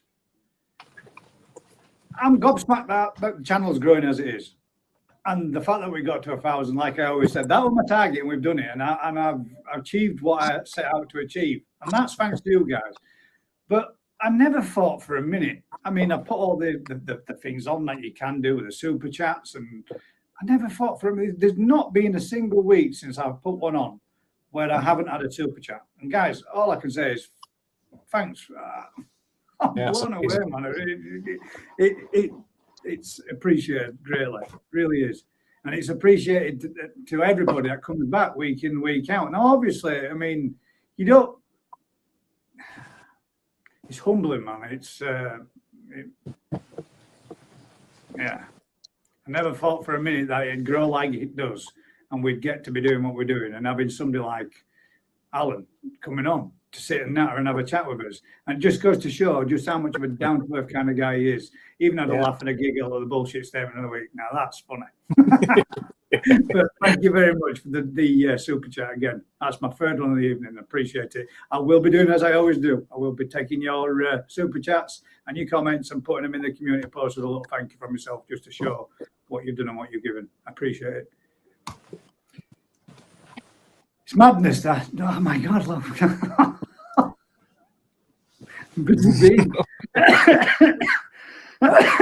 Busy bee, I'm sorry. Rick needs to sort me out with a nice Ginrin Seragoy. And it does, to be fair, from what I've seen, and it does look like he's got some nice ones as well. So we'll have to arrange a trip out with everybody and do another one and get another one in again, if we can, to an event. Where it be, you know, we have got one up and coming with the Adam Byers, which is full. But you know, if anybody's interested in going somewhere, meeting up somewhere, a shop, a store, anywhere that you consider to be a place where a good group of folk can go and have a good natter and gather. I mean, let's call to a local pub and have a pub lunch first beforehand, and then go somewhere, whatever, or sit down and have a bit of something to eat afterwards. But thank you very much. As New Forest Koi goes, Jazz, I'm hoping to do one day event down there, and I'm still trying to pin Ricky down yet, but about doing a Shiro Atsuri growing show. That'll be interesting. Yeah. Yeah. He does some cracking Shiros. Oh, yeah. He does some awesome Matsukow Baki as well. He does, yes. Totally agree, Busy. 100%. That has been a lot of knowledge and a lot of information and a lot of chat and a lot of things being shared. And well, I'm going to enjoy watching this one back. And yeah, I am that guy, gang. I do sit there and watch my own video back. I do watch the lives back because it's interesting to see the comments come up. It's interesting to see because for me and When you Dad, do it, it's different, isn't it? You know, we can't see the live chat or anything. So us watching it back, we can then actually appreciate what you lot have been gassing about while we've been sat in front of the camera. Yeah. Carol says, my shower's still not right, guys. Salted my pond 3 weeks ago. Oh no. To be fair, Carol, right? I'm gonna be honest now. I mean, I up to press throughout my full winter. I've had no issues at all. None. I did turn around and say that I'd lost all my little ones from Daz, my lemon harawaki and my Deutsch Makashi, is it? Yamabuki, wasn't it? Well, looks more. Oh yeah, the Yamabuki, yeah. Yeah, the Deutsch Yamabuki, and unfortunately, they all hid. They all obviously hid somewhere in the pond, and my theory is they all hid behind the plant pots, whether or not there's not as much food in there, and with them being as small as what they are. Well, unfortunately, the Deutsch Yamabuki is no more. I have lost that fish, but I wouldn't say it was perfect, just skin and bone. Looked to me as if it pretty much didn't have enough on it to get it through the winter months. The rest of them look okay, but that one was literally skin and bone. So it pretty much starved to death. That's what I'm thinking. No marks on it, nothing at all. Could see its ribs, its rib cage, every rib all the way down its body. And I thought, yeah, poor little bugger, starved to death. Never ever noticed that. But there was a lot of little ones in there, so you know what I say to that, don't you? Too small, shouldn't have been in. Yeah, too small, shouldn't have been in there. Should have stayed in the mini pond. Well, yeah, that too. Yeah. But shit happens. Well, it does. It does. So but I've also got. That's what made me. That's why I enjoyed the information that he put there about the sleeping coil disease. Yeah, that was interesting. Because up to the last 2 weeks, I've not had no problems at all. Nothing. And this last week, we've been up and down. Temperatures of my pond's gone from 12 degrees through day, dropping down to 4 and 3 degrees on a night. And sure enough, this morning and yesterday morning when I got up, I found my goshke laid on the bottom of the pond on its side. Soon as you go in there, as soon as you walk close to the pond, poof, it's off, swimming around, comes up, feeds, and then goes back and lays back down on its side. So I got a sneaky suspicion that could be, well, sleeping coil disease or swim bladder issue. Can't be a bacterial. It can't be. The other one is it says swim bladder water conditions. I've checked all my water parameters. I won't say they're 100%, but there are nothing because nobody's got no ammonia, no nitrate, but looking at like clean tests. Yeah. But regular filter cleans and water changes every week, so it's not that issue. So my worry is that fish is a fish that's succumbed to the cold now, like yours did, Daz, like you, and it's just not. Yeah. Well, not like it's dropping too much and too much fluctuation. But yeah, I have a little problem of my own. Yeah, straight away I thought maybe that died of sleeping sickness. I never even gave that a second thought. Never entertained it because I thought the fish was too big for that. I was always under the impression it was only toe-side that sleeping sickness affected. Oh, no. Hey, Pete. Not bad, mate. You learn every day, don't you? It's Pete's Puddles. Yeah, right, how you doing? Just thought I'd come in and think, you run about fish earlier, introducing new fish to your pond. As you know, I lost all my koi last year. Obviously, you came down, guys, and we couldn't find what was wrong. And they were literally rolling over in front of us, weren't they? Yeah, now, obviously, you were on about, and no disrespect for you for offering me some free fish, is thinking about what you said tonight. I'm in the exact situation of, do I put any more fish in my pond as is, even though I appreciate the offer of you No, completely understand. It's just we bringing it up. I never even thought about it that way, and I think in my own mind, maybe that I'm a bit nervous about doing that because I'm still not quite happy with the fish that's in there, even though everything seems to be testing normal. My KH is back up and everything. I've cleaned the pond out. I've PP'd it. I've CT'd it so far, and it's a case of, do I risk putting any more fish in at the moment? You know what I mean? Is it still too cold? I know we said we're talking about next week coming over and sorting it out, but do you understand what I'm getting at? No, 100%, mate. And I would say, if in doubt, no, every time. Yeah. Till you know. That's the situation I'm at the moment. I'm not quite happy with where my ponds are, temperature-wise and everything. The reason why I just mentioned what I've mentioned, mate, none of my fish will be going anywhere till I know what's going in there myself. Yeah. I'm hoping that it's just temperature, because when I came home this evening and it had been a lot warmer, and the water had warmed up again back over 10 degrees, the fish were upright. So I'm hoping it's just a temperature thing, but I'm not going to be moving anything on, Pete, till I know myself 100% that it's safe and right to do so. Should you still want to do? Yeah. It's just not worth it. That's the issue I've got at the moment, is that, like I said, the fish, my fish, I mean, I've only got goldfish in there at the moment, but they've been so erratic as well the last few days.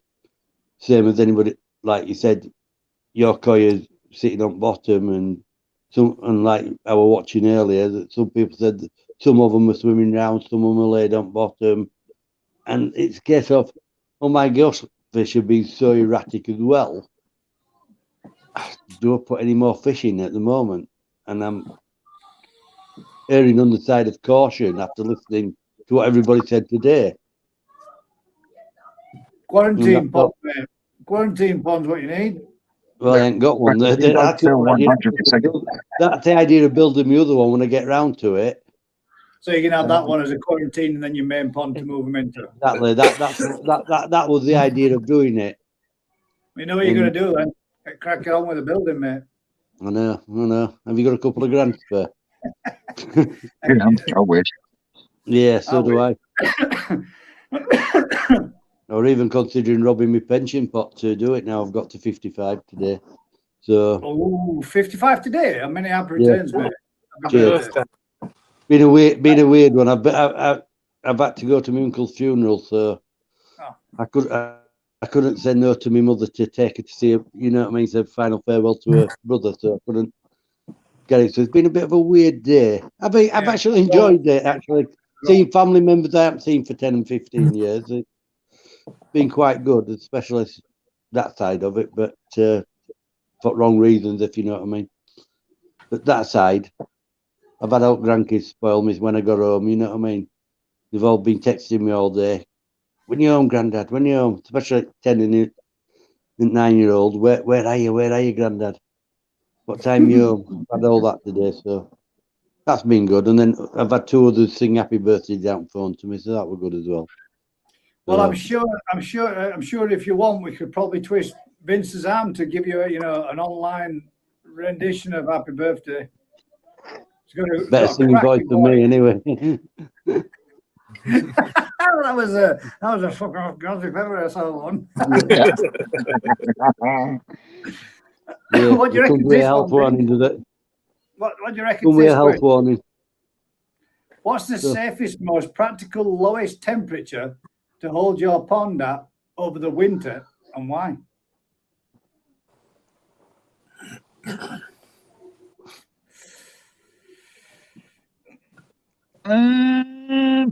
Because I don't hold mine at temperature over winter. What it is. Yeah, and I mean, to be honest, I know Ricky said on Tuesday that these aren't in the best condition, but I tell you what, when you looked at some of those Hitsuri that were coming out of that pond on Tuesday, They have been out in the elements since last October. And they came out looking spanking. So, do we really need to? So that's well, see, prime example though, Vince, right? If we're saying, do we really need to? Up to press, I would have said no. Up to this last week where it's just gone up, down, up, down, up, down, up, down, and I've got a problem. It's my growing show fish from Jack's growing. Oh, we lost Pete. Yeah. From Jack's growing show, and it's been fine up to press all the way up and through. But it's his first winter. It's his first winter it's ever had in my pond. Whereas all the rest, apart from the new stuff I've just put in, we'll see how well they deal next year. But Mike from Jefters Koi, he had an Adam by Shiro off me this time last year, and that struggled badly through the winter, and he ended up having to move that indoors. Yeah. So it's not just Japanese fish that tend to, but again, it all depends on what part of the genes it takes on again, isn't it? Yeah, it is. Yeah. See, I've got a growing show fish from Jack, but a Gashiki from last year. Then that's fine. Is yours indoors or or is yours outdoors? No, it's been outside. Main pond. Yeah, been pond. Jeff's is fine as well. But Jeff, but you're saying the same saying, you two haven't just had it going from 10, 11 degrees, 12 degrees and dropping down to 3 and 4 degrees overnight, have you? I mean, it's a swings and roundabouts. Earlier on in the winter, we had it way colder. You did, didn't you? Yeah. Yeah, so I don't know. I mean, the coldest my pond has gone down to this year was just slightly under 3 degrees. God. Mine went down as low as 2 degrees. Yeah, I think mine went down lower than that because it was frozen solid for about 2 weeks. Two, possibly 1 degrees, I think, at one point where mine went down. Yeah. I got about that much ice on mine for about 2 weeks. If anybody knows an answer to that question, I'm guessing obviously Irish Jolly Koi is heated because you're wanting to control an environment temperature and keep it there.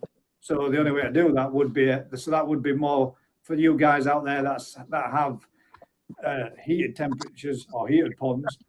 I think most people try and attain. I think it's usually a stable sort of like 8 degrees for winter. Most I'd have people to do a little bit of research. Most people I've spoken to that have put like a heater or something on, they've only set the heater to sort of like 8 degrees. So then if it does plummet at night, it just stops that sudden drastic drop. Can you see what I mean? As opposed to just a slight decrease while the heater then catches back up. Yeah. What do you think to this one? Lisa's put, I'm new to the hobby with Nigel, and I've said a few times, if any issues, it's always the shower that has the issues. Again, high level of inbreeding, showers, Sankies. Not so much Kahakus, I don't, but certainly showers and Sankies seem to be weak in that department. They always seem to be the first to succumb to anything, in my experience.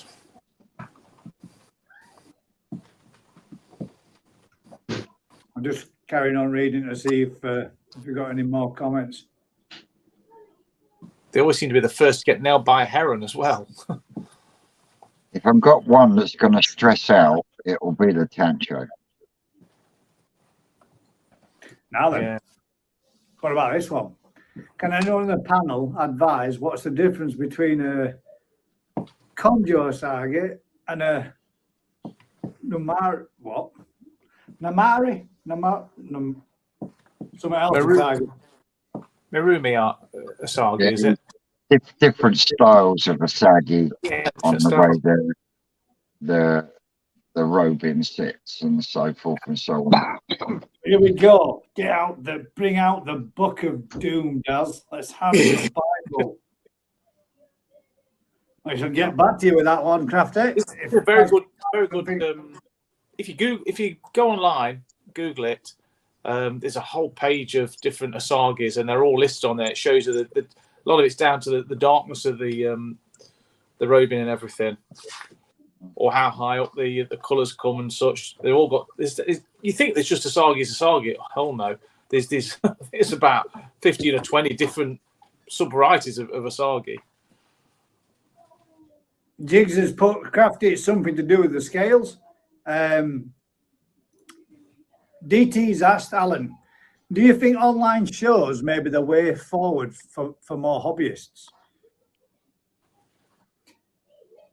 Alan, again, if you're watching, mate, and you watch this a little bit further, if you want to answer any of these questions, mate, it would be greatly appreciated. That would be thank you. Because again, I don't profess to know everything. Here we are. From it. The prefix Narumi asagi is derived from the town of the same name. That's the province where it came from, basically. Narumi. So the difference is where it came from. Yeah.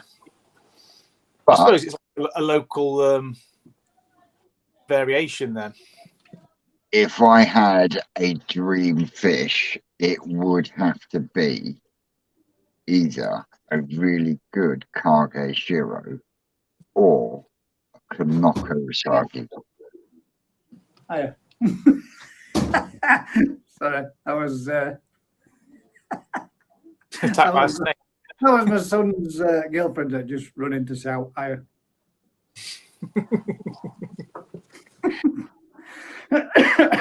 Sorry, Vince. Go on. You were saying, mate. Kanoko Usagi. I didn't look at that one. Let's have a look.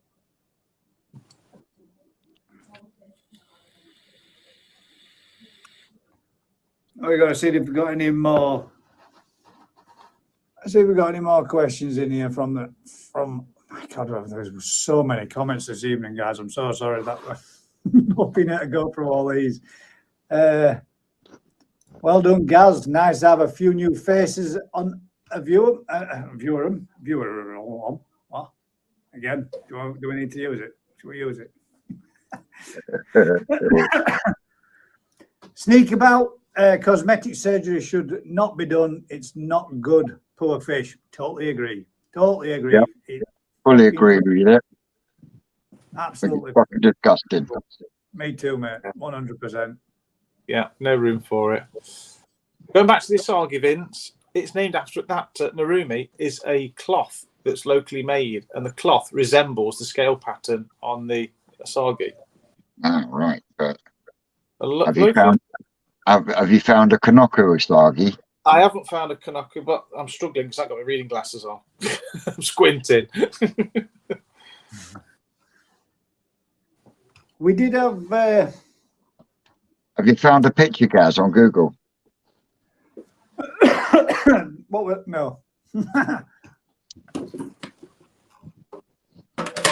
a look on my tablet. Let's see if we can find a.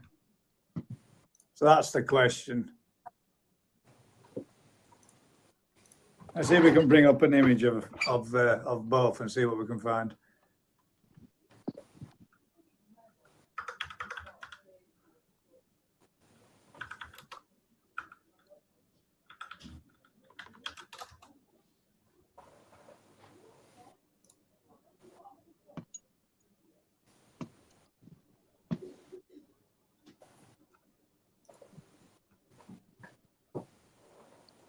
There we go. Sweet. Right, let's share this. I've got a picture of all the different ones, of the main four. Well, I guess.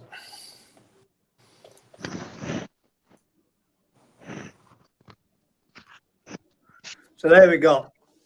The four different type there is the Konjo Sage. what was that one called again, Daz? How's it pronounced? Narumi. Narumi Asage, the Mizo Asage, and the Ginrin Asage. Then you got Snowflake, haven't you, as well? Snow Asagi. Snow Asage, yeah. But I'm saying that's the... Which is usually, Snow Asagi usually comes under Yuki. See a conjo there, but that's... Oh. There's a Kanoko. Well, See this? Come down one. Come down. Come down. No, you're going up. You see where you've got the, instead of a grey robin, you've got a red robin. Yes.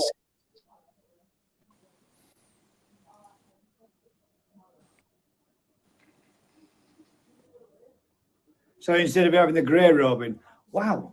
You have red, yes. We've already been pushing for, hang on, let's close that for a second and I shall stop sharing that. So that is the difference, patternation and region, by the look of it. Oh, that's not what I saw. We're actually pushing into 3 hours, 40 minutes. 3 hours, 30 minutes and 38 seconds. So in all honesty, guys, I think we've done rather well. I think we have, yeah. And I think we might bring this one to an end. Although I would have loved to have got through all these comments. My God, there are so many comments. I can just keep scrolling with my mouse. I'm still scrolling and scrolling and scrolling. What would you say? Well, there's a quick question there we're going to see from Gavin. What would you say the hardiest koi type? Sorry if it's already been discussed. The hardiest koi. What would you reckon? Got to be ghosty, hasn't it? Ogrons, anything with a solid colour. Anything that's Chagoy derivative. They're usually pretty darn fucking bulletproof. Yeah. I think, if memory serves with that one, Paul, how long will quarantine a fish before putting it in your pond? 7 weeks. 7 weeks is the term quarantine, I believe. Skeggy, I know you're probably watching. I'm sure there's something to do with the word and its Latin meaning is something like that. But he's off. Yeah, he's put there 6 weeks. 6 weeks. I mean, to me, end of the day, if you want to give it a bit longer, you ain't going to be doing no harm. But is that a Kanoku, Vince? I hope you can see it. No, I can't really see it. It's got red in it. It's like can we it's make where you have that green net you have that grey net which is your robin. Instead of having that grey, it's red. Yeah, that's what this was.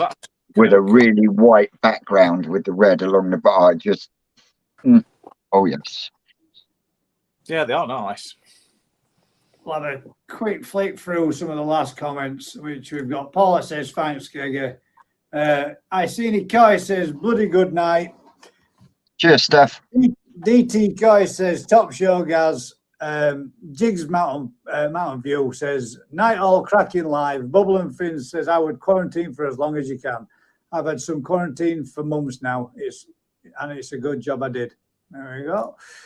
Copis Guy says, Gaz, can you WhatsApp me Nigel's details, please? Daz? Good luck with that, mate. Can I WhatsApp? Dale sort of says, good night, great life, lads. Daz just picked up on what I meant. Leska, yes, twice right in one night. Oh, he's on a roll. He's got it now. Everyone, great evening. Irish Johnny Coy says, you've done great, gents. Well done all. Thumbs up, fantastic night all around. Copy says, no probs, Daz. It's all right. Sorry, you were talking to that Daz, not that Daz. I thought you were trying to get details off of Daz. Daz. Should have known better. Harry's guy says, great night, guys. Yeah. Thank you very much for everybody who's joined us this evening. Thanks very much to the panel, and thanks for all our guests. It was greatly appreciated, and it was very informative, and I can't wait to watch it back. If you could do me a huge favor, guys, like, share, subscribe, tell a friend. Until next time, guys. Usual one. Smiling. Thanks very much, guys. Thanks again. Cheers. I seen it. Appreciate it, mate. Good night, all. Take care. We'll catch you all. Night, everyone.